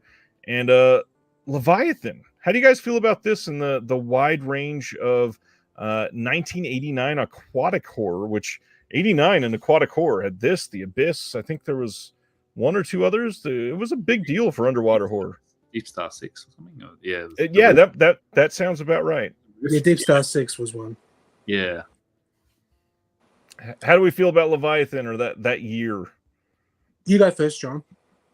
I love this film. I think it's one of the strongest of the underwater horror films. Just an incredible cast. And I had to have the old Scream Factory Blu-ray of it, and that went out and got quite pricey. So I'll definitely be upgrading to 4K just because it's a lot of fun. It's a really fun movie, and once again with the cast of Weller, everyone in it is great, top of their game. So out of the underwater films, this is one of the stronger ones of the titles. Yeah, certainly, definitely is. Yeah, I missed out on the Shout Factory release, and now that it's coming out in 4K. Glad waited, but it's good. I'm really looking forward to this one because I haven't seen it since I think mid-90s, and I remember really enjoying it. So it would be good to watch it again, for nostalgia. Yeah, this is a good one. Just a few, maybe about a year ago now, I watched this one again. This movie holds up. It is so well made. 89 was just a great year. Was The Deep in 89 as well? Damn, I think The Deep. Yeah, that was not the Benchley film. That was 78. Let me take a look. That was earlier. Oh, The Deep was 77 even. Oh, 77. Okay. Dang. Yeah, I'm not seeing another one from 89. Either way, love underwater horror. Even the movie Underwater that just came out a few years ago, I thought was great. Super underseen. Oh yeah, Underwater. That was good. Really good one. This is, if you've never seen it, highly recommend. Leviathan is great. Glad that this is coming out. People that missed out on the Shout Factory one can see this movie again. This is one of those ones that it went out of print from Shout Factory and then suddenly shot up to like $65 overnight. Just ridiculous, putting it out of people's price range. I hate when stuff like that happens. 3 weeks ago you didn't want the movie, and now that it's out of print, now you want it, or now you want to sell yours. And come on. Yeah, it looks, and the great thing is, it looks like Kino brought a lot of the extras across, so you're not missing out on anything. I know there was a lot of great features. Well, that's when Scream Shout Factory were doing a lot of really good featurettes, with red shirt pictures and pumping out some really good stuff. So that's come across, which is good as well. So no one's missing out on this release. Agreed. Yeah, it's a big one. We also got some details on one that they just announced like 2 months ago. Alaska Seas. This is coming on February 13th on Blue. This is from 1954. And on this one, we have a new audio commentary by David Del Val and Stan Schaefer. I don't think I've heard anything from Stan Schaefer, but David Del Val is great. I'm sure this will be a fun release. 1954 looks solid. It does, especially if David Del Val is involved. His commentaries are great. Yeah, he's real good. Yeah, it looks like a lot of fun. So yeah, very keen as well. Next up is some other stuff from Australia. First up, March 20th on 4K from Umbrella is a little-known movie called Dead End Drive-In, which, man, if you have never seen Dead End Drive-In, this movie is a wall-to-wall banger. I love this movie. I adore it too, and I can't believe I've never owned this until now. This release is coming out. Wow. I never owned it. Never owned it. Not even the Arrow release. I was so tempted to get it, but luckily I waited. This release is just incredible. Yeah, this is ridiculous. It is coming with, I mean, everything that you could possibly imagine for this. We have an uncut version previously only available on the Australian VHS that was scanned and restored from the 35mm inner positive, a 120-page hardback book, including a reprint of the original screenplay by Peter Smalley, the soundtrack on CD, a retro drive-in t-shirt, an air freshener, a metal keychain, an outer rigid slipcase, a customly designed slipcase, 2 bumper stickers, 8 lobby cards, a poster, and then, of course, it'll be numbered because you got to compare it to all your friends. This is crazy. And that's not all. Keep on going. There's so many there's more extras as well. Yeah, extras too. When they do the big bundles, they're special. Especially with the Aussie films. My favorite they've done so far would have to be the Razorback set. There's this huge, massive set. But the film itself, is insanely fun. One of Trenchard Smith's best movies. I did have the old Arrow release of this, so this is going to be a nice upgrade. I've already ordered the box set, but it's such a lot of fun and a good introduction of people wanting to see more Ausploitation films of the 80s. So, and I'm glad they used that poster as well. It's the one I know of the face of the drive. Yeah. And that's not what they've gone with for the last 10 years of marketing for this movie. No, and it's strange. Like Arrow, the reverse, I think was a UK art or something, and I was a bit disappointed because that's the one I know. That's an Aussie, VHS release. That's the artwork. So very happy they're using all types of art. So it's a stunning release. Extras on this new commentary with the co-producer, production designer, and an actor, moderated by Mark Hartley. We've got a new Not Quite Hollywood interview with Brian Trenchard Smith, new deleted scenes with commentary. That's crazy to just suddenly dig up in 2023. We got a 2008 interview with Brian Trenchard Smith that was dug up for this. There's a short film called Hospitals Don't Burn Down from 1978. That's really great. And then a new stills and poster gallery. And then there's even more that could not be fit in this post. It is a crazy, crazy loaded release.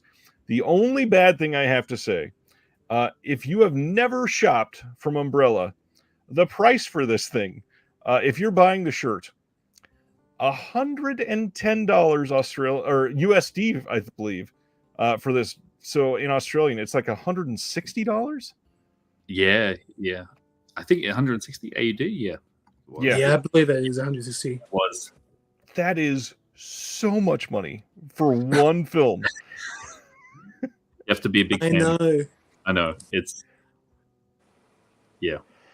I actually opted. There's actually in between bundles. So look, if you don't want all, there's actually just the hard box itself. The big box. Look, it was tempting all the goodies, but I just wanted the film itself, so I went for the big box, so an in between bundle. But I added it up and it was quite pricey. Yeah, it definitely is as well. But thankfully, in case people don't know, if you look out there on the web, there are some codes. Wink, wink. So if you know whether there's certain 15% codes, if you do a bit of research, you can say the code is Serial 15. It's okay. We'll promote Serial at midnight. Serial 15 is a 15% discount on Umbrella right now. Or there's a Walked in 15. That's the Australian one. I didn't know about that one. Okay. Yeah, Walked in 15, the Aussie version. So you can use those codes to get 15%. It just helps the wallet a little bit. Definitely does. You can download it. but still pricey. Yes, definitely pricey. But yeah, any little bit helps. And who knows? Maybe someday I can be as big time as Serial at Midnight. We'll see. With Connected 15 or something. There you go. Next up is the one that Tony's most excited for. March 20th, they are releasing Larry Clark's Bully. And then again, coming from the just the Umbrella store, you got to buy from them to get the giant bundle for this. You have a 300-page nonfiction book that the movie was based on. We've got a custom designed outer rigid slipcase again, 8 lobby cards, a reversible poster, limited numbered release, new audio commentary by Jim Schutz, author of the true crime story the film is based on, new audio commentary by Jeremy Ritchie, new video essay by L. Scott Jose, an hour-long making of, and this is a big deal to see this released on Blu-ray. Tony, tell us about Bully. I actually saw this theatrically, and in a small art house cinema. It was a packed cinema. Within 30 minutes, over half the cinema walked out because it was too strong. It was too extreme for them, and I fell in love with this movie. It's definitely not for everybody. It has the subject matter is pretty harsh, but it is a very, very heavy film, but highly recommended. Larry Clark, love him or hate him, whatever. Like Kids, that was just recently released from Umbrella. That was a great release. But this one, I think, Bully and another Clark film, Another Day in Paradise, they're two beautiful films. But this one is probably my favorite, hands down. Can't wait for this release. John, how about you? How do you feel about this one? Yeah, I really like Bully too. Also got their Kids release. I've always liked Kids. Very tough watches. This one in particular, it is a true story what happened, and the use in this film, and there is some scenes of violence that may be a bit confronting, but it's a really powerful film, and I'll be picking up this set as well. I've actually already ordered this set, but the other obviously one which we Ken Park, that is extremely controversial in Australia. That's what I was about to say. I wonder if they'll follow up on that. Well, no. It hasn't been reclassified. It hasn't. So, if the viewers don't know the story, it was banned in Australia, and infamously, they tried to screen it at a film festival, and the police raided it. The cops. Tony, you know a little bit more about that. Yeah, there's a film critic named Margaret Pomeranz who ran this TV show called The Movie Show with David Stratton, and she loved the movie. I think she gave it 4.5 out of 5 stars. And I thought, okay. But and then it was banned in Australia, and then she was just so against censorship. She decided one day to screen it. I think in one of the town halls, I believe, and once she started screening it, the police raided in, took the print, and arrested Margaret Pomeranz. Yeah, so a film critic got arrested. It was crazy. And it was all over the media. If you type in Ken Park Australia, see all these news articles, and it was you'll see it. And they tried to reclassify it, but it's still, the board just went, I think it was like one person didn't agree. It was like, because we have a very old school. We don't have unrated like the US. You actually have to go for a very conservative, very old liberal government rating system.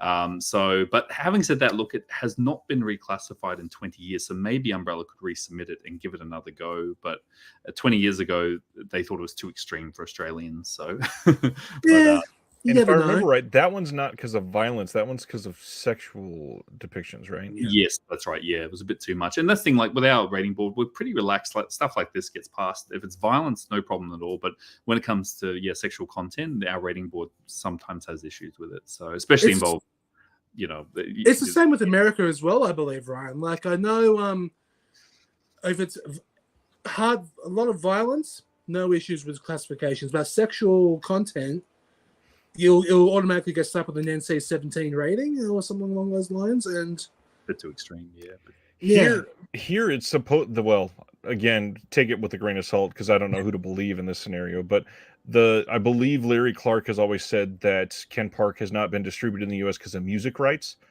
but I have a feeling he was just told, don't ever try to release this. Yeah, I think I agree with that part. Yeah, but it'd be nice to look. It is. I personally like the film. It's very disturbing, Ken Park. But if it did get a release, then that's true. That's true. Like scenes of people going down under. They don't. They definitely can. No, you're right. You're right. You're right. Oh, but if Umbrella could give it the big addition, it would make a nice follow up to Bully. That'd be But great. That would but be they'd have to- insane. a bit of a gamble because if you submit it, you lose a couple of thousand submitting it to because it has to be reclassified and they have to Right. sit there and you pay per minute. So yeah, take the risk, Umbrella. Give it a go. You never know. Thankfully, it's not a 6-hour movie. No, thankfully not. All right. Next up from Umbrella is The Chaser from 2008. Kind of a big deal as well. This is, again, a pretty solid looking release. We've got a 48-page book on this, custom artwork on the rigid slipcase, 8 lobby cards, reversible poster, new audio commentary with Pierce Conran and James Marsh, audio commentary with the director and actors that was recorded previously, and then some other featurettes that were from some older releases. But I believe this is the first Blu-ray release of this film, and this is just a magnificent, incredible film. This movie is so dang good. I haven't seen it, so I'm looking forward to getting this one. John, you seen this? Oh yeah. Chaser's amazing. It's really, really amazing film, and it follows up what Umbrella's been doing with a lot of the Korean films. So I'm very happy to see this get a nice big box. Once again, ordered it. So yeah, this is a big deal. It did get a local DVD many years ago through Madman Eastern Eye, but this is the Blu-ray upgrade. So they're not slowing down from what I've heard through the grapevine with Umbrella, that they're going after a lot more Korean content. So expect some of the big Korean titles to come. So this is great. This is really good. Will's pointing out there wasn't a blue in the US that was out of print now. Pulp Viking loving The Chaser as well. And then from Umbrella, we got one more title, and then we'll talk about Umbrella as a whole. Them, also known as Ills. This is from 2006. And if you've been watching the show, this is one I brought up, funny enough, a couple times in the last couple months, because we've been talking about French Extremity for a little while. This one is getting a new feature-length audio commentary by Alexandra West and Andrea Subisati, and this is going to have a video essay on home invasion horror by the one and only Alexandra Heller-Nicholas, which was on the channel this week. So go give that a watch if you get some free time. We got a making of on this. We've got some press conferences, footage recovered from the original location, BFI at home, a whole bunch of other fun stuff. But once again, this movie is remarkable. This is a great home invasion film. Highly recommend this. And this is kind of one that most people have not seen. This is like one of the most obscure of the French Extremity. And it's not as extreme as the other ones, but it's this is a pretty harrowing tale. I'm unfortunately one of the ones who haven't seen it, but I really want to. What about you, John? Yeah, I really like this film too. There was a local DVD in Australia, and I picked it up many years ago. I think it's like $1 or something. I thought, oh, give this. And it was actually under the original title. That's what was released in Australia as. But yeah, really, I still remember it was a very frightening film, and it's scary because it can happen. Like it's not. This is something that it's not so much supernatural. It's this.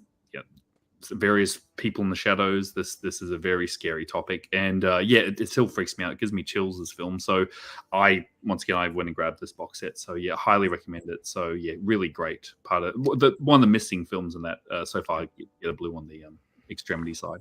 Very keen. So that being said, Umbrella's slate for this month. I'm not kidding here. I think this might be Umbrella's best monthly slate they've ever released.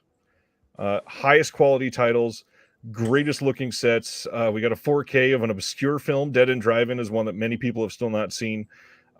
This is a Larry Clark film that those don't get a whole lot of love. Obviously, it's Umbrella's second, but that's a big deal. And then Chaser getting another release, and then this one getting a blue out of nowhere. Like this is a big deal month for Umbrella. And if you're going to support stuff, this is the type of thing that should be supported. Absolutely, for sure. It is a great month. But this year alone, Umbrella had some great months as well. Like the month with as you said, with Kids, as well as Hercules Returns, and I believe they released also the Love Witch and all that. Those Beyond Genres, some of them as well. But I think that was the last of that bundle as well. But yeah, this year entirely, Umbrella were on fire. They were really good. Yeah, I agree. Very. Pulp is asking, The Chasers, the audio commentary by the director, will that be in English? It probably will not be, but it'll probably be subtitled. I believe the original release had that subtitled, and they'll just pull that over. Not too hot for the artwork, but beggars can't be choosers. Just get the simple version. Paul says, loved my conversation with Alexandra Helder Nicholas. Some really interesting topics covered. Thanks, Paul. So did I. You did a great episode. Yeah. I appreciate that. She was on a lot of my top list for Imprint extras. So, yep. Very good. Ronnie says it was good as well. Yeah, she would love to do that, I'm sure. Yeah. But this is a solid month. Yeah, really strong. And the other thing I want to point out that the Dead End Driving release has got HDR. The people have been a little critical. Umbrella's 4Ks, yes, Razorback and Possession, but this is HDR, so they're really upping their 4K game. So, this is the release to look forward to. But yeah, just a very solid, diverse month overall. Definitely. Sibner wants to know, any chance Second Sight puts this out, given their recent titles announced? I mean, I can't say that it's impossible, and in fact, I wouldn't be surprised at all if they did, following what they've done. But I'm not sure who's got the rights in the UK. It could be something that's still tied up. I hope to see it. I love this movie, and Second Sight, honestly, at the moment, still is easily either my favorite or like top 3 favorite labels at least. So I would be stoked to see that. And they normally, if they do have the rights, they normally go, like Possession, like hint, guys, we're releasing this later. So they did have, I think they would have said something or hinted something, but who knows? It could be wrong because they have been doing a lot of the French stuff, so it would line in perfectly. But yeah, I'll double dip because I like the film, so get both releases. Nice. Sibner says, in the middle of the interview, but loving it. Thanks, guys. That's a fun one, and I mean, she was just insanely great to speak to. She's just a brilliant person. She's lovely. Like John and I met her in person. We went to Melbourne, and she's awesome to talk to. Yeah, we got to get her on. We have to try and get her onto the show. That'll be amazing. She'll be good. Some great introductions at the Cinemaniacs down there. If you're ever in Melbourne, see a screening, and she'll do an amazing presentation beforehand. So yeah, very good. Next time I'm passing through Melbourne, I'll check it out. Yeah. Yes, we'll show you. God, I wish I would love to make it down here, Ryan. Come down to Australia. Come on. Maybe someday when plane tickets are cheaper than an Umbrella box set, we'll see. True. Let's use the 50 on the ticket. It's fine. There you go. I'll use Serial 15 at the Aussie Airlines. We'll see what happens. March 26th, Meet John Doe is coming on 4K from Classic Flicks. This is also being released on Blu-ray and DVD. This is the 1941 Meet John Doe from Frank Capra. We got Gary Cooper in this, Barbara Stanwyck. Just little known actors trying to get their name out there in the world. Obviously, this is a big deal. So glad this is coming out. And Classic Flicks does great work. They do. Very underrated label. They do some great work. Classic films. Yeah. This will look astonishing, I'm sure, and you'll probably be able to get this fairly inexpensive because they don't charge a whole lot for their stuff. No. That's good. Yeah. No, it's a Capra, so I'm on board. It's good to hear. Next up is yet another Shout Factory Steelbook coming to probably a Walmart exclusive, but it doesn't say exclusive yet. This is Weird, the Al Yankovic story, coming on, I believe, February release date as well. But what's funny, the website, when I posted this at least, was saying you can have it by December 26th. I don't see that happening. I think that it was just some typos as they were getting it loaded up. It might look completely different now. I haven't checked in the last day, but either way, fun-looking steelbook. I'm sure this will piss a lot of people off because this literally just came out with the slipcover version, and suddenly they're putting more out on steelbook. And for steelbook collectors, that is always the way to piss them off. That's true, actually. Like I got the Australian Umbrella release, and I'm happy with that one. They went all out with their Weird Al box set. They got the T-shirt and all the bundles. So I did get a hell of a bundle. It was, yeah. And that's when Umbrella were really ramping up. So I got that one. But yeah, it's a bit a bit annoying. Like, why not just do it like they're doing now with Darkman? Like, you've got both releases. Like, do it at the same time instead later on, because people will get it. They will double dip, but it's just a little frustrating. I have a feeling that was because of the Best Buy changeover. And what's funny is some of those Best Buy exclusive steelbooks are now showing up on their website. So they could have just listed these on their website and then also started selling them at Walmart. I don't get it. The thinking behind it. Very bizarre. Very bizarre. Well, I've said about Shout many times. Look, they don't ship outside the US, so I thankfully have a good friend that sends them to me. But those Shout exclusives, every time they announce them, me and Tony are just like, oh no, here we go, another exclusive. Because they don't ship, it's just they're not accessible to us. But yeah, so and being a Walmart exclusive, I get probably one of that as well. Well, even those Shout exclusives, I can't remember we talked about them last week, but those titles, they're $30 US for Australian. That's got to be like 40-ish, 45. Most of them don't have any extras. It's just not even a new scan for the most part. Yeah, if you're lucky. So $30 US, you're looking around between 45-50 even. Yeah, Jesus, not cheap. And then you got shipping from the US that my friend charges on top. So it's pricey. You're looking at probably 70 Australian for a crappy, no features, bare bones title of some 90s horror film. What the one? That doctor one? It looked like Dr. Giggles or something. Surgeon or something. I don't know. It was like, oh no. I was like, not paying 70 for that. That's for sure. So. No, thank you. All right. Next up is another Kino 4K, and that is February 20th. We are getting The Last Castle. We heard about this just a couple months ago, but nice to see an actual release date for it pretty quickly. This is coming with an audio commentary by the director and all kinds of other archival extras that were on the previous release. Gonna have some alt art on this one. This is the Robert Redford, James Gandolfini, Mark Ruffalo, Delroy Lindo film. We talked about this one when it got announced, but this is another one. It came out in 2001. I remember seeing this when it came out and liking it quite a bit. I don't think I've seen it since 2001, though. Same with me. I saw it theatrically, and that was it. But I remember really enjoying it. Hell of a cast, too. Yeah. Yeah, I saw it when it came out as well. It's one of those films that just kind of lingered on DVD. I don't, never upgraded. So I'll definitely pick this up because it's been a while since I saw it. I remember really liking it when it came out. I'm glad that Kino are doing more of these sort of early 2000 films as well. It's good. Yeah, this is a big one.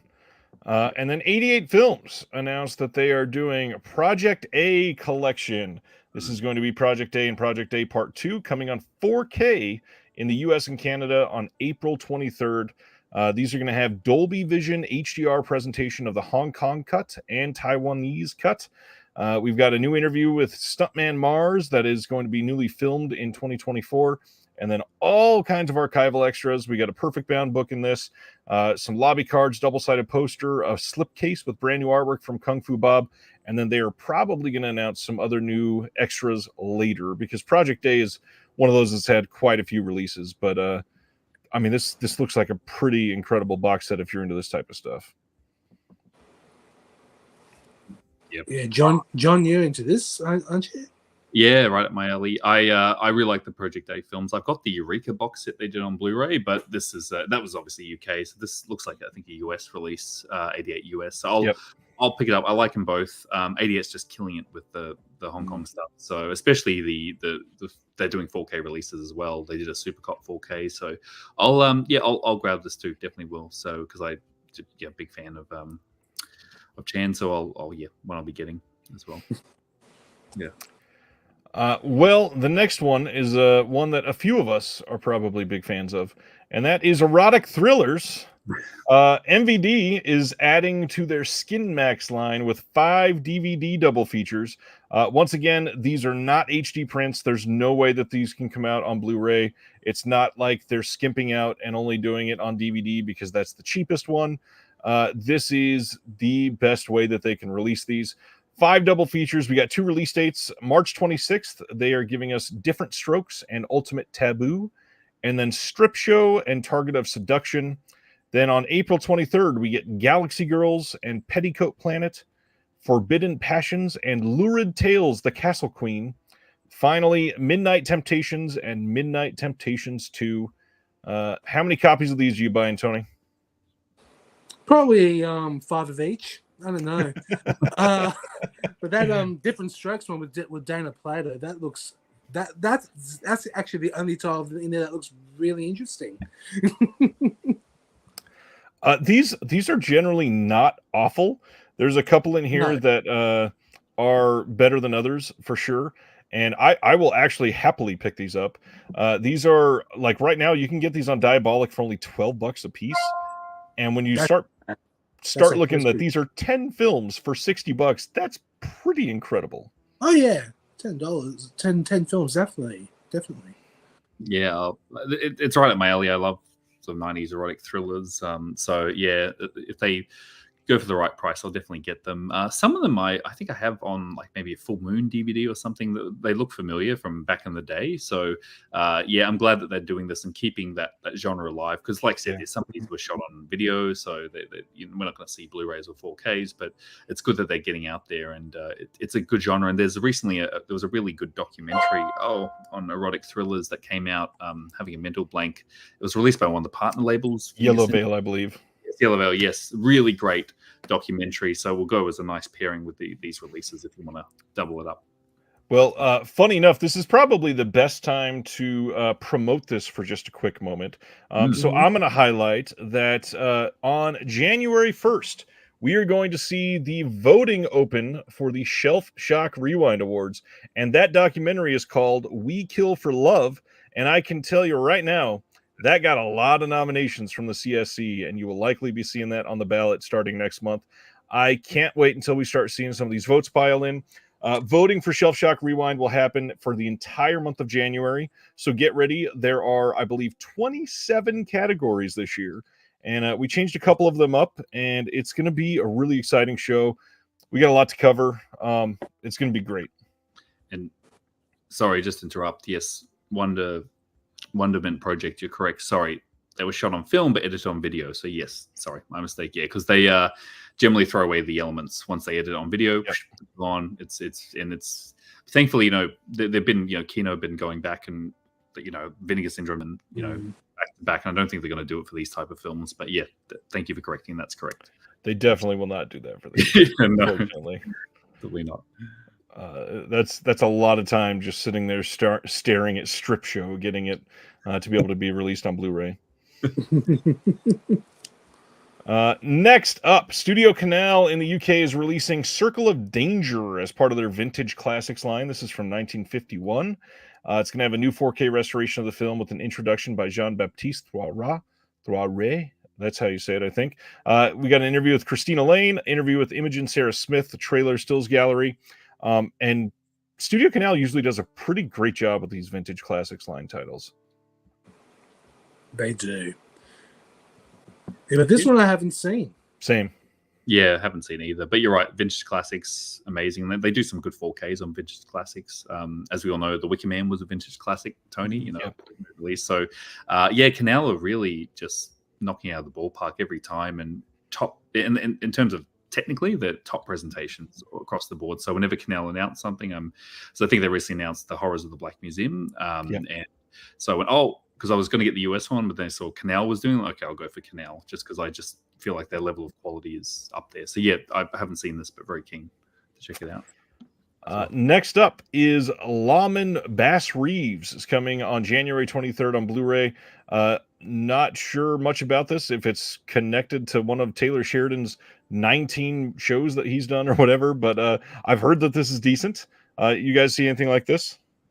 I actually saw the first couple of episodes. It is on Paramount Plus, and it's all right. It's no Yellowstone, but this one's it's not bad. But I'll still keep on going. But those are the 2 episodes so far. From what I saw, I don't mind it. Nice. That's a high praise. Tony doesn't mind it. Yeah, I didn't see it. There's so much content. I know you didn't get around to it, but look, if Tony, if you that's your glowing recommendation, I don't mind it. Okay. Put a quote on the cover. Okay. Next up, February 27th, Welgo is releasing Dr. Chan and the Last Talisman. Not sure if I'm saying that right yet. This is from 2023. Says, despite being the grandson of a famed village shaman, Dr. Chian doesn't actually believe in ghosts, yet makes a living performing fake exorcisms on camera. But when a mysterious client arrives at his door, Dr. Chian is drawn into a series of strange and unexplainable events that will challenge everything he has ever believed and resurface childhood horrors he's tried to forget. This just sounds like Asian The Last Exorcism, which... It does. Okay, I mean, I'll try it out. Actually. And it also kind of reminds me of the Asian Haunted Mansion from this year. A little bit. I don't know. Yeah, it sounds like Last Exorcism because that was like a comedy, like in parts, like essentially like a con man. But yeah, I'm intrigued. Call me intrigued. I'm definitely interested. Will, how did you watch Wind River and think it was beautiful but meh? That movie's amazing. Yeah, right. Wind River, right. Then we have The Marsh King's Daughter with Daisy Ridley and Ben Mendelsohn. This is coming on January 2nd, very, very soon. This is coming from Lionsgate, and this will actually have a little bit of special features. We got an audio commentary with the director, Neil Berger. We've got a making of The Marsh King's Daughter, a theatrical trailer, and that is it, but pretty solid for a Lionsgate title. Can't really complain there too much. No. And thankfully it's a press disc as well. That's a big thing. Yeah. I haven't seen this, no, but yeah. Yeah, I haven't seen it either. Tony, did you see this one? No. That checks out. Gunfight at the OK Corral is coming on 4K from Kino on February 27th. This is the 1957 film. We got a brand new audio commentary with C. Courtney Joyner and Henry Park, and we got a trailer, I guess. I thought there was a couple other features, but that's it. But I mean, this is a classic. Burt Lancaster, Kirk Douglas, 4K. How do you go wrong with this? How can you go wrong? This is a beautiful Western. It is such a good one. I love this film, but I'm glad it's getting the 4K treatment. Same here. It's a classic. Haven't seen in a while, but yeah, I'm loving these Kino 4K releases. So I'll be picking this up to keep the line going. But it's one of the classics. It's two iconic stars. Yeah. Yeah, and it's a HDR Dolby Vision Master. This is going to look pretty fantastic. Yeah, definitely. They're Dolby Vision releases are really stunning. And it's coming on a 100 gig disc. That's a big deal. Yeah. Mm-hmm. And finally, last one for the month. Not for the month. This is a week. I'm very tired. Season 4 of Monk is coming on February 27th. And as usual, we'll have all of the Season 4 episodes newly restored in 4K. We've got a couple featurettes that were associated with the season as it played. But that's it. It looks like a solid release. Every season has got a slipcover. If you love Monk, this is the best way to get it. How do you feel about Monk, gentlemen? I saw it when it came out. I didn't mind it, but my review again, didn't mind it. But yeah, no, I do like Monk, but it's just not one. My favorite detective show will always be Columbo, but right. Monk is not bad either. I think the situation of that magnifying glass is pretty suspect, as pointed out by Daniel Stibner here. Just a little. No, same with you, Tony. I saw this. I used to watch on TV when it aired. Good show, but oh my, how perverted can you get? oh boy. But yeah, like I said, Columbo will always be the best, in my opinion. And I'm glad that it did get released. Sadly, the extras were all taken off, but Kino did give it a good solid box set. So at least we have them in HD. But Monk, look, I like Monk, but more of a Columbo fan as well. Yeah, that checks out. And I'm still holding out hope that one day everybody that was involved with that Columbo set or Kino or somebody will be like, oops, I accidentally posted all these files on this other website. Please don't download all of them and share forever. Oh man. It was just like a crime. Speaking of crime, like all that work was just not released. Like it's just so much hard effort went into that. And so and look, they've never really said what it is, and obviously due to legal reasons they probably won't, but it's a real shame because I was very excited for all those extras as well. Okay, Yeah, delete a couple of extras, but not every single freaking extra. My goodness, that was crazy. Yeah. Who knows? Could have been the Falk estate. You know, before Peter Falk died, he sent me back many years ago. I sent him he signed a photograph for me and sent it all the way back to Australia. So when he was still alive, Peter Falk was always there for the fans up until he passed away. So but yeah, it's a shame because I'm sure if Peter Falk was still around, I'm sure he would want those extras on the disc. Oh, definitely. So, yeah, very odd.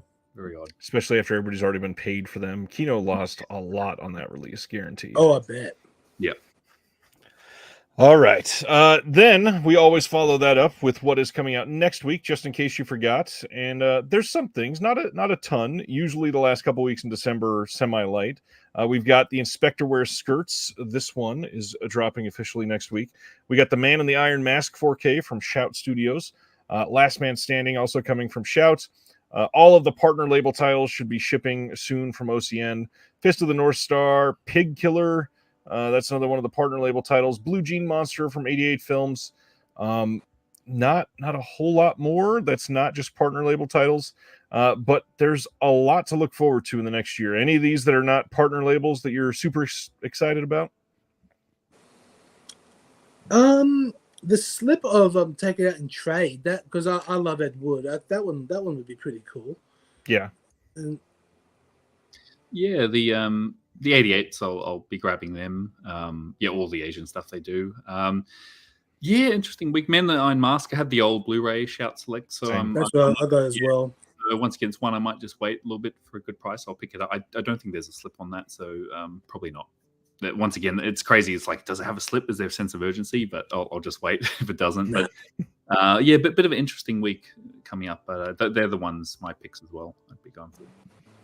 Good choices, and that is it for announcements and everything else that's coming out that we always cover. And now we always discuss film of some sort, and one of the things that we try to do on here is usually be pretty positive, and we're going to put a positive spin on something that a lot of people don't seem to be able to. And I don't usually go for the ideas of guilty pleasures, because I don't see there's a real reason to be guilty of what you enjoy. But there's a lot of stuff that we love that the world seems to hate. So tonight, we're going to share a handful of favorites that we each love that either got terrible reviews or have terrible reputations, or people seem to hate them. And we're just going to dive into why we love them and what we love about them, and share some fun movies. Any thoughts before we get started, gentlemen?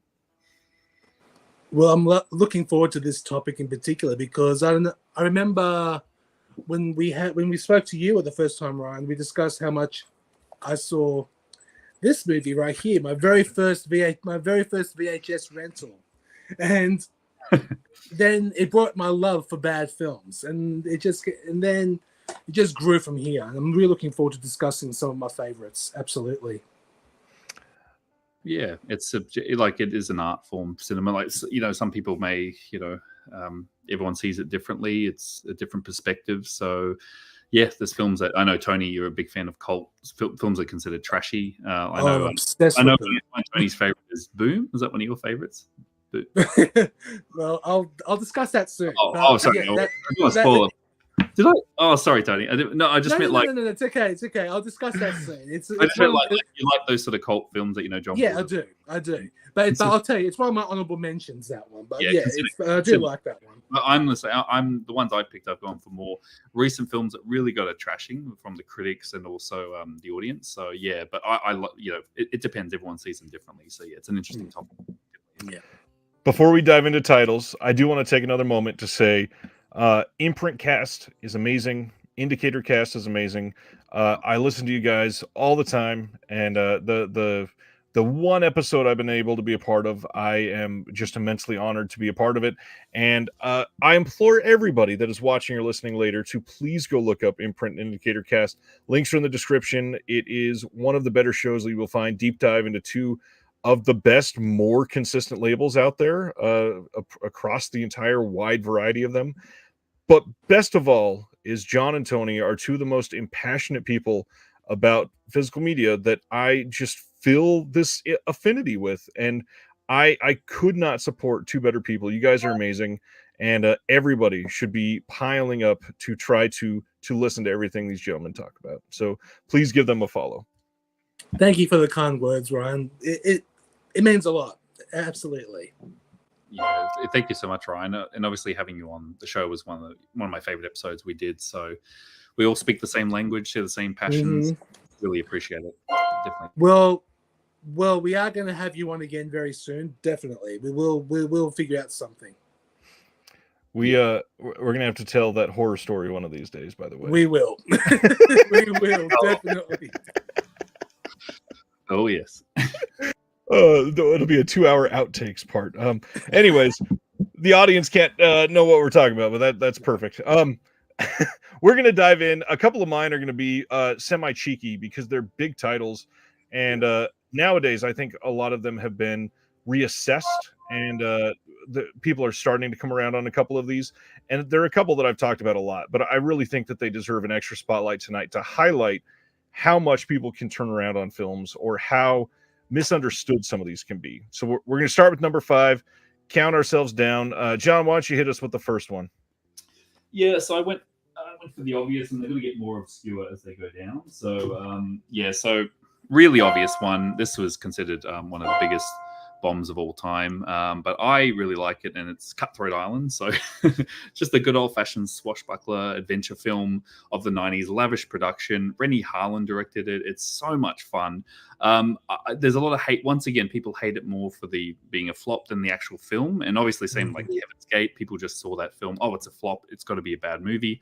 But I've always enjoyed it. So I saw this when I was a kid, and I've always had very fond memories. And the reason I'm bringing it up, Studio Canal did a really nice 4K of it recently. It looks absolutely stunning.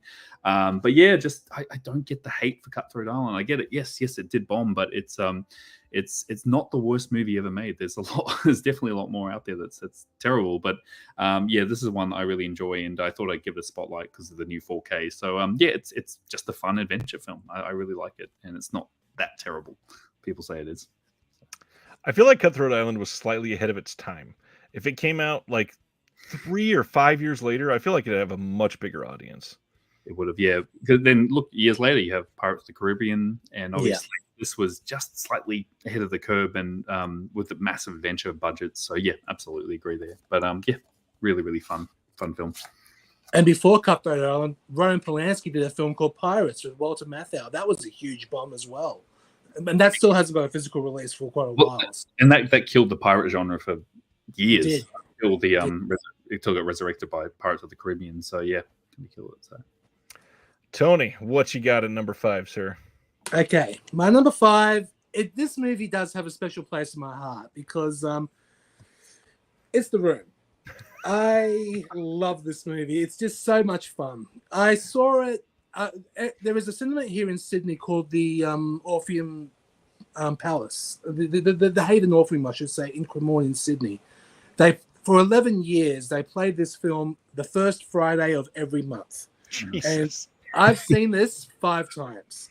And another reason why this movie has a special place in my heart is because that's where I met my other half. I actually met my other half at The Room. And she thought I was mad for wanting to go because, well, come on. Who wants to be part of the audience participation, throwing spoons at a screen? It's incredible. It's a fun time. Just don't take it too seriously and you're fine. But yeah, this is that's my number 5. I absolutely love this film. I know a lot of people hated it, and of course, it's so popular now and made its own. There's an actual movie about the making of this film, the Disaster Artist, and that was good too. And yeah, as you can see, probably my copy is signed by Greg Sestero, who plays Oh Hi Mark, and yeah, it was fun. This movie, it's really good. I love it. I know a lot of people hate it, but yeah, that's my favorite. That's my number 5. Greatest comedy ever made. Yes. Lots of stories behind this one, obviously, and with Tommy literally renting out a billboard in LA for a certain amount of time so that he could have it count for the Oscar consideration, whatever it was. Wild stories behind this. Tommy Wiseau is just a full-blown character. Oh yeah. Yeah, this is a good show. My number 5 is probably a silly pick because most likely, if you've seen this movie, you probably like it to a point. But it's one of those that a lot of people publicly will be like, I hate the director, so I'm going to say I don't love this. 2022's Ambulance from Michael Bay is such a great movie, and the world needs to freaking admit it already. Yes, there are a few too many drone shots. I can't argue with that. However, they look pretty damn good, and they're pretty innovative compared to what they could have been in that movie. Michael Bay's not the greatest director, but the story is fun as hell. But the big thing is we don't get movies like that anymore. It felt like a very like 1998 style movie, something in like the early 2000s where you have these big action set pieces. Ambulance is fun. Decent acting, fun story, good heist story. I like it. Not ashamed to say it. I think Ambulance is a great movie. It is actually quite fun. It's not nothing to be ashamed of at all. It's actually surprising for me because I'm not a huge Michael Bay fan, but this one was actually really, really good. I quite enjoyed that one as well. Yeah, I enjoyed it too. But it's funny about Michael Bay. Like he can do obviously the big blockbusters, but when he does films like Ambulance, I really enjoy it too. It was a lot of fun. And also another favorite of mine, Pain and Gain. Like that's like just such a good film. And you forget Michael Bay directed it because it's a smaller film, but he can do like really great character-driven, action-based films. But yeah, Ambulance, I think more people. I don't think anyone really saw it too when it came out. Just had a quiet point. Yeah, it's a very good film. Probably my favorite Michael Bay movie that. Well, it was 13 Hours. That was good too. Good movie. Yeah, that's a good one too. All right, let's switch up the order. Tony, what do you got for number 4? All right. Now, this is a little bit of a controversial film, I gotta say. This is one of the probably considered one of the worst films ever made. Probably if you want to see crazy overacting, watch The Lonely Lady from 1983. This movie is... Yeah, oh, that was me. Sorry, guys. That's okay. Yeah, this film is just lunacy. Like, it's basically about a woman who's a screenwriter who's trying to go big into Hollywood, but has to go through the obstacles. You know, how to make it through Hollywood, but like by sleeping around and all that. But yeah. Pia Zadora, bless her. I love her in this movie, but oh my goodness, can she overact to hell? Even she admits that she was ready for her Razzie Award winner for this, and she won, of course. But yeah, this movie was crazy, and also it includes Ray Liotta in his first role as well. Oh. And what a way to introduce Ray Liotta! There is an actual scene in the movie that he tries to assault Pia Zadora's character with a garden hose of all things. So yeah, fascinating. But no, it's a movie that's insane. Highly, if you're curious to watch something so crazy, watch this. It's nuts. Someone calling to say it's bad. It's bad, Paul. I'm telling you, it's pretty bad. But I find a charm with this, so it's quite fun. I've never seen it. I don't even think I've ever heard of it. So that's interesting. I'm gonna have to borrow that off you, Tony. I've never seen it. Oh yeah, definitely. I'll let you borrow it. But I'm telling you, it's crazy, and it's nuts. That's all I can say. I'll go next and go over a title that I believe the three of us have discussed before previously, and I really want to shout out The Babadook here because this has gotten weird, divisive reviews since the day it came out. A lot of people against the child actor in this for being annoying when that's the entire point of his character to make it worse for the mom. I've liked this movie from day one and found a weird sort of kinship from this movie. And it just so happened that shortly after this came out, we had our first kid. And both of my kids that are now 7 and 8 years old, both of them have been diagnosed with autism. And this movie rings so much closer to home than I ever thought it was going to. The acting in this movie, especially by the mother, but by both of our two main characters, is harrowing, dark, isolating. they show like embarrassment in some of the best ways in some of these scenes, genuine fear, and really just the isolation of parenting that some people feel. And yeah, this movie, terrifying, well made. Jennifer Kent directed this brilliantly. Love this movie. And again, it's weird to say in 2023, but the world as a whole really did not love this movie. This movie came out to not a lot of fanfare, unless you're in certain niches of like horror fandom. But this movie is still hated by a lot of people, and this movie is a masterpiece, I think. I couldn't agree more. I was surprised how many people in Australia hated this film. It's really astonishing. Like, as you said, Ryan, Jennifer Kent, she is definitely a talent, especially, well, we spoke about The Nightingale many times, and you know how much we both love The Nightingale, but the Babadook, that is true. That is real intense, sorry. And Essie Davis, who plays the mother, she was phenomenal. She was fantastic. Yeah, I love the Babadook as well. It's funny, yeah, because when it came out, I was hearing praises for it in Australia. It was quite critically acclaimed, but there was the other half that really, I don't know, were very just didn't like it. Like I said, they found the kid to be annoying, but that's the point of it. It's a very harrowing film. Like it's very exhausting and bleak, and yeah, it is a masterpiece. I agree. So it was a real love or hate it camp. I don't seem to understand, but because I being an Aussie film, I definitely adore it as well. So nice. Yeah. All right, John, what's your number 4? Okay, so moving into horror sequels. Now, for many years, I've got a Hellraiser box set here. Now, I just want to talk about Hellraiser 4, which is an Alan Smithy film. Now, I've always championed this film, and it's really hated. Like, I think the Rotten Tomatoes score is abysmal, and for many years, people have just said nothing but horrible things about it. I saw it many years ago, and I really enjoyed it because, look, it is a flawed film because the Weinsteins went in and really messed it up. But it's a Hellraiser film. It's one of the last true Hellraiser films trying to tell the actual story of the Cenobites and Leviathan. It's not, the direct-to-video sequels that we get later on. This was a big, last theatrical film, but it was meant to be this historical epic. It goes from, when the box credited to modern time to the future, and it was the original cut was this spanning horror epic, and I've always even its flawed form, I still enjoy the film. Look, could it be better? Yes, but I don't think it deserves the hate it got. Like some people saying Hellraiser 4 was one of the worst horror movies ever made. It's definitely not.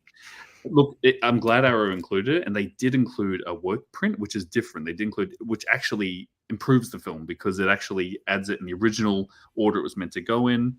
It also adds a bit more gore and deleted scenes, but we're never going to get the true cut.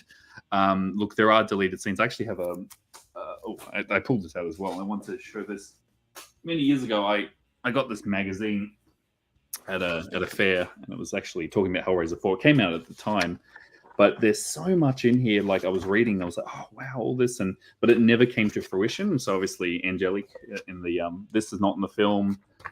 There's actually a pretty interesting article that shows so much deleted footage that was gone from the film. So in the production, so it got really butchered by the Weinstein. So I actually pulled this out because I thought it was just a really interesting article. But yeah, Hellraiser 4, it's I enjoy it, but people tend to hate it. So yeah, I'm waving the flag for Hellraiser 4. So. Zombies Ate My Arm says Hellraiser 4 isn't even the worst Hellraiser movie. That will forever be Hellworld. With Lance Hendrickson, yes. It gets pretty bad. They do. And this is the last one, like I said, being an actual Hellraiser film. So yeah, it's and I'm glad Arrow have given it a second light again. So yeah, I will forever support it. My number 3, just to get it out of the way because I talk about it too much on this channel, I'm going to bring up yet again Robin Hood, Prince of Thieves. I adore this movie. The world somehow thought it was so cheesy and hated that Kevin Costner couldn't put on an accent. This movie is fun as shit, and everybody just needs to turn off their thinking cap for a moment and just enjoy a fun adventure movie. Worked like gangbusters for my kids. They both played Robin Hood for a week after they saw this movie. This movie's fun as hell, but again, I talk about it way too often, so I will leave it there. Well, I couldn't agree with you more with that one, but Alan Rickman was the highlight for me as Sheriff of Nottingham, hands down. He's incredible. All right, what do we got at 3, John? Oh, number 3. Next up. Okay, we have, all right, another horror film, one that I think's pretty underrated. Now, once again, this was another really hated film, and this is The Mangler. This is Tobe Hooper's The Mangler. Once again, look, Arrow and Scream Factory have released it, so it's gotten a bit more acclaim, but for many years, this was hated, this film. This was really despised, one of the worst horror films of all time, and it did get a local release down here, I saw on tape, and look, it was cut, so it did impact people. They were watching the cut version, because the uncut one, there's some pretty excessive gore, which actually adds to it. But Tobe Hooper was just a real genius filmmaker, because visually, The Mangler is really incredible. We've got this amazing set pieces and the camera flowing around and just this massive sort of machine that they built on set. And the film itself, in terms of the amazing performances with Robert Englund in there as well, and the cast is great. And just Hooper was a real visionary, and I think it's one that people are going back and revisiting now. But it's a film that I thought for many years was hated. I didn't understand why. It was not one of the worst films of all time. In fact, I guess because it was that Stephen King connection. People thought it was one of the worst King adaptations, but it's not, definitely. So, The Mangler is one for me that I think more people should see if you haven't seen it. And don't believe its reputation. It's a really interesting horror film from the 90s. Well, yeah, that is a good one. Yeah. Will says, want to point out that American Twilight, the cinema of Tobe Hooper, features not only 1 but 2 essays about The Mangler. It's a great release in that book. And also want to point out some of the names that we've shouted out tonight. Obviously, Will, Stan Geezy, who was in the chat earlier, Scout Tafoya had a shout out in one of the extras in one of the releases tonight. They all came together to do this great symposium conversation at University of Texas Press a couple years ago, all wrangled in by Will. And little shout out here, if you see our visual essay that's on Spider Labyrinth, Christopher Woofter, who was in that visual essay, was also a part of that roundtable symposium. And the big draw was Joe Bob Briggs was also a part of it. And it's an incredible conversation about the cinema of Tobe Hooper, about how he's an underrated filmmaker, came out of the middle of nowhere, basically. They talk a little bit about the controversy behind Poltergeist. But yeah, that's a great shout out to companion piece for The Mangler, because it's a really great conversation, but also obviously highly recommend the book. Yeah, definitely. Very misunderstood filmmaker, Tobe Hooper, as well. So, yeah. Absolutely. All right, Tony, that leaves you at number 3. Okay, I think I'm going to get a lot of hate for this. I don't give a shit, though. Sorry. The number 3, I chose another erotic drama, but now that one got 0% on Rotten Tomatoes. And I have to say, I don't know why, but I do have a certain fondness for it because it's so awful. Bolero. I can't explain it, but there is something about Bolero that just I don't know. All right, fine. Seeing Bo Derek naked, okay, fair enough. That's one thing. But there's something about how it's so bad and so boring and so mindless that it actually got me. I found it really entertaining for some reason. I know it's a very odd thing to say, but yeah, I think Bolero is one of the most out there erotic dramas I've ever seen. But yeah, it's not good. Don't get me wrong, the dialogue is awful, and some of the acting is appalling, but it has a charm to it. I can't explain more than that. But Bolero is my number 3. I know it's very, very strange, but yes, I do quite like this one quite a bit, Bolero. But yeah, and the other one, Ghosts Can't Do It. Oh God, that's worse than Bolero. So no, I can't discuss that one. I don't remember anything about Bolero. I barely remember seeing it years ago.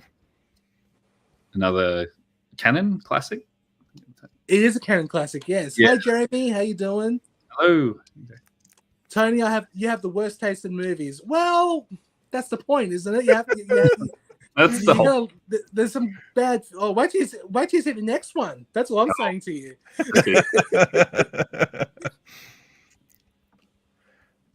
Will says, Tony, you're absolved. Bolero so bizarre as to be nearly Lynchian. Will, what are you talking about? All right, John. Let's go to you for number 2 then, my friend. All right, number 2. Once again, another head scratcher because I'm just going for films that are really like slammed by critics. And this is the 2000 film Bless the Child. Now this is currently I saw this when it came out, and I always liked this film, and thankfully Screen Factory just gave it a Blu-ray. But it's sitting at a 4% on Rotten Tomatoes, and it's actually in the bottom 100 Rotten Tomatoes horror film list. God. It is not that terrible. It's not. No, and this is this is from Chuck Russell. This is the guy that gave us the Blob remake and Elm Street 3 and so many classics. So basically, you look at the cover and you think, oh no, another Antichrist, demon child movie, but it's not. It was very poorly marketed. It's actually about a girl. Kid Basinger is like the foster mum of this girl who actually has powers. So she actually has healing powers. But there's a cult that actually wants to get her for bad purposes. And it's a really fun film. Like there's a detective, there's non-stop action. It's really well crafted and it's just a really great film. There's amazing performances throughout. It is not a 4% film. This is a really good horror, like I guess like I said, sort of like cult genre film.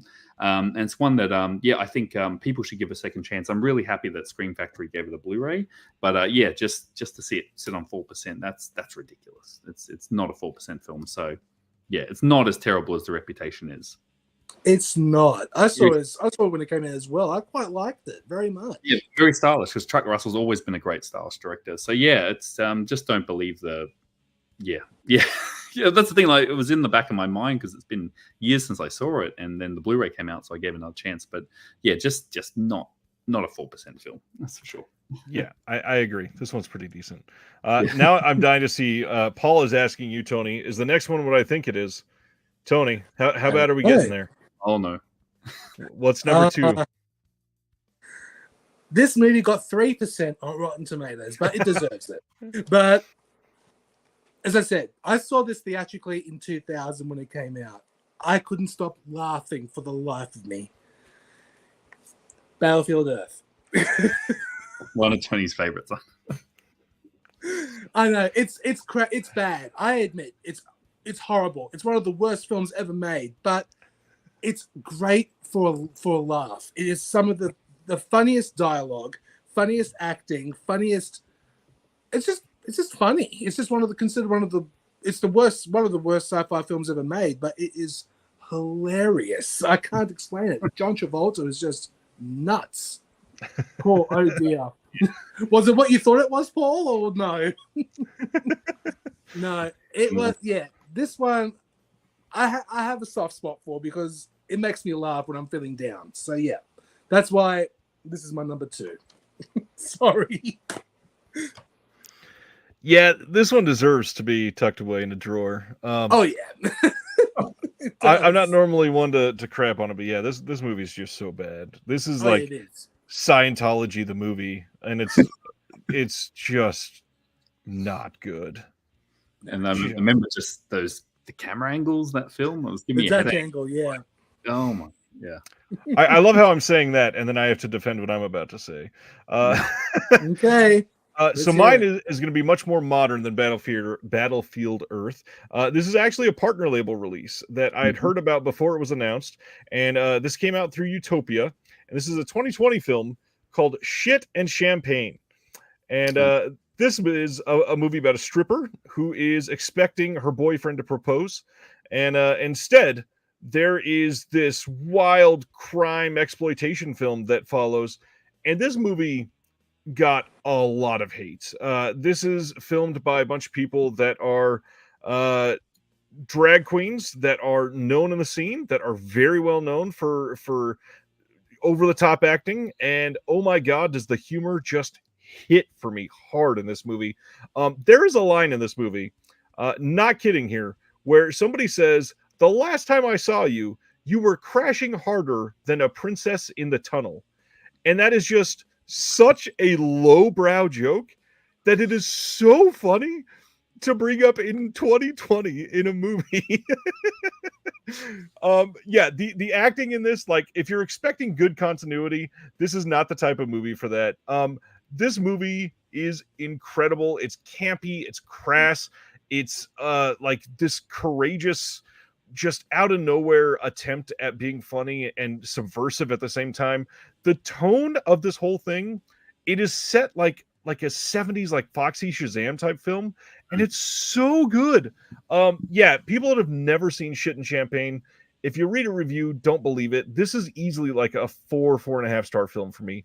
Love this movie. Oh, I'm just thinking about that old South Park joke. I don't know if you've seen the episode of Jared Has AIDS from South Park. After 20 years of a bad event happening, it's finally funny. I guess Somebody must have hated Shit and Champagne again. I haven't seen it, but I got it. John, do you have Shit and Champagne? I do, yeah. I got it during, once again, a sale. I think it was like one of the 10 for 10s they did, and I took a gamble on it, and it was worth it. It was really, I enjoyed it. I thought it was a lot of fun, and once again, I was reading a lot of hate for it online. I thought it was going to be pretty terrible, but I took the gamble for $10. I got it, and yeah, it was really good. I would have paid full price if I'd known how good the film is. So yeah, it was a lot of fun. It is so fun. I'm glad everybody else likes it. All right, I think we are on our number ones then, gentlemen. Let's go to the absolute bottom of the barrel, and we're going to start with Tony on this one, just to get it over with. Cut the head off the snake. Well, I had a couple of honorable mentions, but I had like, if you want a good double feature, I'll just do a quick honorable mentions. If you want a good sci-fi double feature, this is it: Plan 9 from Outer Space and Robot Monster in 3D.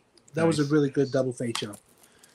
And no kidding, every New Year's Eve in Australia, after the midnight fireworks display is shown on television, one movie plays every year since the 80s without fail.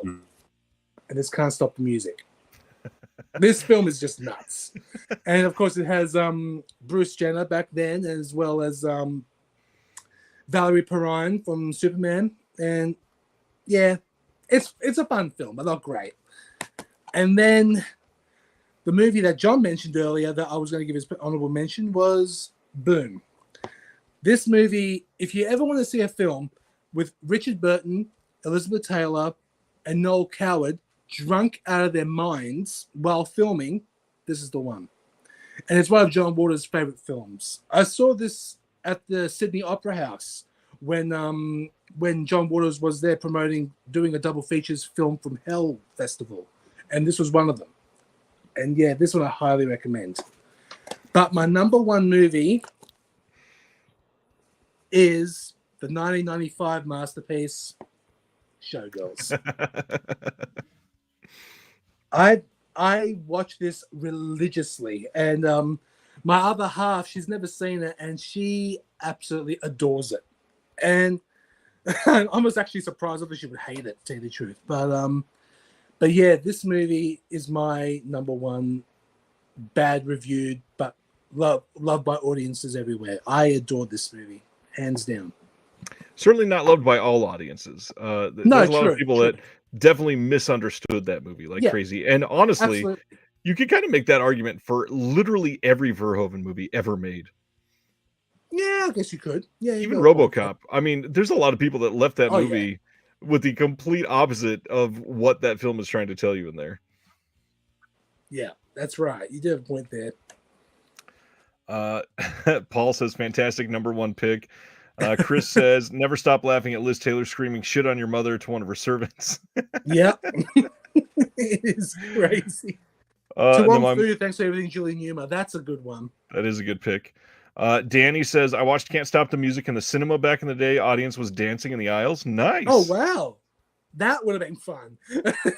We don't get enough stuff like that anymore. Like the videos of RRR screenings last year with everybody going crazy with like the director leading people in the dance to a couple of those songs. That's freaking awesome. I love when stuff turns into an event like that. Even like the Taylor Swift film that's going around right now. People are making that like this big thing. They're interacting with it. That's a big deal. I love that the theater experience is actually connecting with people like that. That's true. Like, especially with there's two films in particular that I can think of that have audience participation. Well, of course, Rocky Horror Picture Show was number one. Yep. But another unexpected film, which also got bad ratings, but some audiences loved and some audiences hated, was Mommy Dearest. Mommy Dearest has a bloody drag show, for crying out loud, reenacting the entire movie. It's great. Mind you, I haven't seen it in the theaters, Mommy Dearest, but I would love to see a drag extravaganza of it. That would be fun. So John will be back in just a second. He had to take a quick call. But I do want to shout out my number one, and this probably will not come as a surprise to a lot of people if you've been watching this for a long time. I'm not going to say I'm an apologist for all of his films, but my number one here is the loathed, absolutely hated, most of the time called worst in the franchise, Rob Zombie's Halloween 2. Now, this movie is insane, and I know that. It has white horses, which still to this day, nobody knows what the hell they're there for. It has some intense scenes that really don't seem to fit in the movie, but I think that this is more speaking to him as a filmmaker. And when you look at his contributions, it's very clear that he should not have made a Halloween movie. He probably should have been tapped to make the Texas Chainsaw Massacre remake. We all know that. But at this point, they exist. We've already done a full trilogy since then. But oh my gosh, Halloween 2, I really do think is like the underseen masterpiece of this entire franchise. And there's a lot of bad Halloween movies, and I would put Halloween 2 from Rob Zombie above most of them. I don't think it's a great Halloween movie necessarily, but I think it's a pretty damn good Rob Zombie movie. And I'd even put it above some of the other ones that people love from him. And I still say that I knew Will was going to say something like that. He says, keep Rob Zombie away from Tobe Hooper movies. I still say that for Rob Zombie, Lords of Salem is by far his best movie. And a lot of people will pick something from the Firefly trilogy, and I get that. Most people will immediately go to Devil's Rejects and say it's his best. Unfortunately, I think Devil's Rejects, or not the Devil's Rejects, sorry, Lords of Salem is the one that was written to be easily his best movie. But Rob Zombie's Halloween 2, it is actually scary. We get past all the backstory BS in the first one that nobody really asked for. We get a deeper dive into the continuation of this universe that is pretty well crafted in the first one. It was just overwrought with the unnecessary additions that they put in there to make it longer and to make it appeal to a different, more modern, like spoon-feeding crowd. But the second one is honestly, it's very good and has some of the best scenes in the entire franchise, I think. See, for me, I liked number 2. I thought Halloween number 2, it was actually definitely more original than some of the other Halloween installments. But my goodness, I could not believe how brutal that movie was. Halloween 2 is probably it's hands down the most violent Halloween movie, hands down. But that or Halloween Kills gets pretty brutal too. The park scene specifically in Halloween Kills. There's see. I put it on Do Not Disturb, for crying out loud. I can't talk. Anyway. As I was saying, with the Halloween Kills park scenes, you do have a point there, but some of the moments from Rob Zombie's Halloween 2, wow. Like, oh yeah. For me, the most violent sequence was in the strip club, where Michael Myers grabs this woman and just slams her face in the mirror over and over and over again. It was nuts. But all in all, I don't mind how I do like Halloween 2, but I find it way better than Halloween Ends. I hated Halloween Ends, I gotta tell you. But Weird Al isn't Halloween 2, yes. And you had mentioned some honorable mentions. The big thing I wanted to throw out here, which is going to be really funny because hardly anybody ever talks about some of these sequels, but it happened to get brought up tonight because John showed Tremors 2. I am a huge apologist for Tremors 4. And it seems like everybody hates Tremors 4. Tremors 4 is the one that takes place in the Old West. And something about the Old West aesthetic makes so much sense for the Tremors franchise. I wish they would have made like a trilogy of 1800s Tremors films just to see how people dealt with it with no technology, no crazy guns, nothing, off the wall. We're going to use, these homemade explosives, whatever. I want to see them try to like go in a mine shaft and take makeshift dynamite sticks to try to fight their way out of this wonderful town. Tremors 4 is a gift to humanity. And I don't care what anybody says. That's easily one of the best sequels. It is a good sequel, Tremors 4, definitely. I don't see the hate for it either. So much fun. So much fun. I've tried to stall so that we could hear what John's number 1 is. Yes, Zimner. Basically, Prey with Tremors. That sounds amazing. Let's read some comments. I'm actually curious. DC, I'm just reading. Angel Q. Henry Wright, love Mummy Dearest. Yep, good. Jeremy Long says, I'm going to have to send you how I look when I dress up for Rocky Horror. Oh, please do. Halloween Ends wasn't the best when Paul Berryman, the blackout made it better. Yes. What happened was I hosted a movie night at my place, and Paul, John, and a few others from the Imprint cast team were there as well. And all of a sudden, my suburb was in a total blackout for a few hours, and we just had a nice nice catch up with drinks and something to and lunch, dinner or something in the back out in the veranda because it was a hot night. But then the lights came on at 11 p.m. and then we decided, do we watch Halloween Ends or do we skip it because it's getting late? Let's watch Halloween Ends. So we watched Halloween Ends at 11:30 at night, and my goodness, that was a mistake. We all hated it, and I remember calling it. It's not called Halloween Ends. It should really be called Corey's Story. Yeah, I did not like it at all. I can't explain it, but I just found it boring. But the thing is, everybody talked during the movie. But in my movie nights when we host, no one speaks. But unless the film is awful, and of course Halloween Ends was. I didn't like it. Sorry. Well, that story was the perfect amount of time to bring John back on for his number 1 pick. Very sorry about that, guys. It's all good. Emergency with work. Got a call, so sorry about that. It's all good. All resolved. Good. Did I hear Halloween? Was that right? we were talking about Halloween Ends night. Remember at my place? Oh yes, yeah. That was yeah. Suzanne drank the whole bottle of champagne to get through it. Yep, terrible. All right, so sorry, everyone. I left everyone in suspense. Yes, so my number 1 is a comedy from 2004, and it is the comedy Envy. Now, this film is very hated by a lot of people, but you have to understand some context on this. I saw this film when it came out, and I always thought it was a very weird film. Like it wasn't terrible. It was just very unusual and bizarre. Basically, the story is there's Ben Stiller and Jack Black are neighbors, and they work in the same sandpaper company. They're really good friends, but then Jack Black comes up with an invention to get rid of dog poo called vaporize, and he sprays it and it vanishes and disappears. And he said to Ben Stiller, do you want to come in on the deal and we'll split it 50-50? But Stiller's like, no, it'll never work.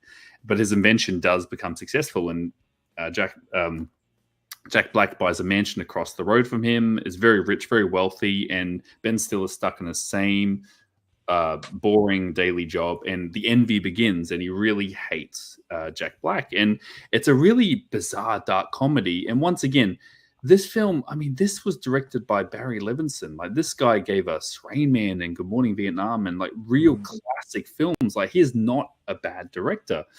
And also the talent behind this, you got Christopher Walken in this film as the J-Man, and all like a real bizarre cast of characters. And it's not like, I think people going expecting a ha-ha funny comedy, but it's not funny. It's a very black comedy, very dark comedy. And the problem was, once again, the studio meddled with this film. Originally, the original cut went through a test screening. It was too dark. it was so dark that they actually said, no, we've got to chop this up. And you can see the reshoots. They came back and reshot the film.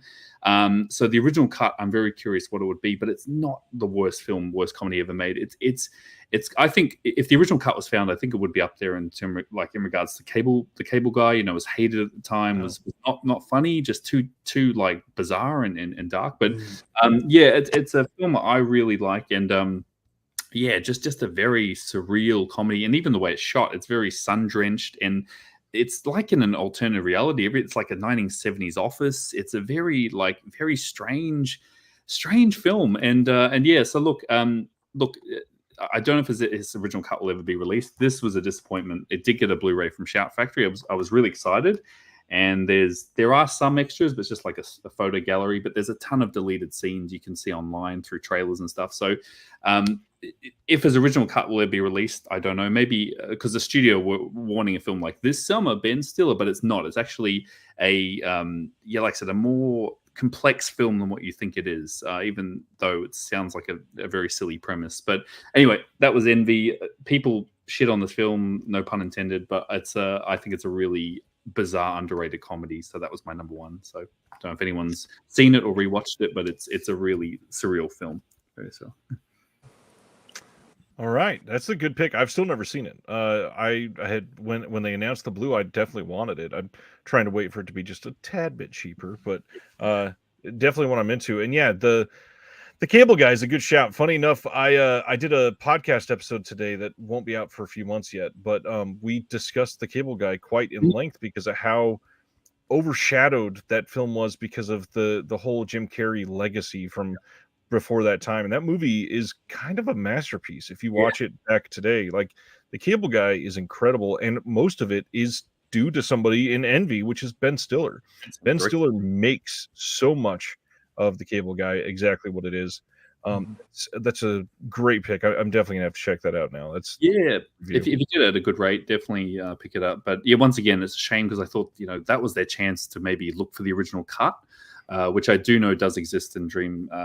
Who produced it? Yeah, DreamWorks. It's definitely in their vault somewhere because Barry has mentioned a few times. But release the Envy cut. But if you can pick it up cheap, I'd recommend it just to get in HD. It's a good film. It's a great call. Yeah, still his work. Yep, definitely does. The Cable Guy was definitely way ahead of its time back then. But it is a good film. I'll be honest. I hated it when I saw it, but when I watched it again, now I found a new appreciation for it. Really like it now. Super worth it. Some great performances in there all around. Absolutely. Gentlemen, we did it. Thanks for all the help this week. This has been a fun conversation and going through all the announcements. This is incredible. And first international show. That's a big deal. Thanks, guys. Very proud and honored to be your first international guest. Thank you so much, Ryan. Honor is allowed. Absolutely. Yep. It's a lot of fun. Let's see. I've had an in-person guest, and now I've had an international guest. Now, one of these days, I need to not tell anybody and leave the country and do a live in-person international show. That would be crazy. Well, you know where to come. Sydney, Australia. Movie room, you could do it right there. Yeah. Good call. Everybody, please go subscribe to the Imprint Cast, Indicator Cast. Both are linked in the description below. Next week, I have Zach Bryant from They Live by Film podcast going to be on the show again. And I'm just going to spoil it now because I'm really excited about next week's conversation. We're going to be talking about our 10 favorite Stephen King adaptations. We've not done anything regarding Stephen King on the show before, and very eager to dive into this because it's a very controversial topic for a lot of people. So this will be a fun one that'll piss a lot of people off. So come next Thursday. No interview getting posted on the channel next week. It's the end of the year. I'm giving it a week off. Thank you all for your time. And gentlemen, again, thank you for hanging out and giving it your all. Thank you. And Merry Christmas to all of you. And hope you have a great holiday. And thank you once again, Ryan, for supporting the show and for inviting us. Same to you guys. Have a good one, everybody. Have a good holiday break.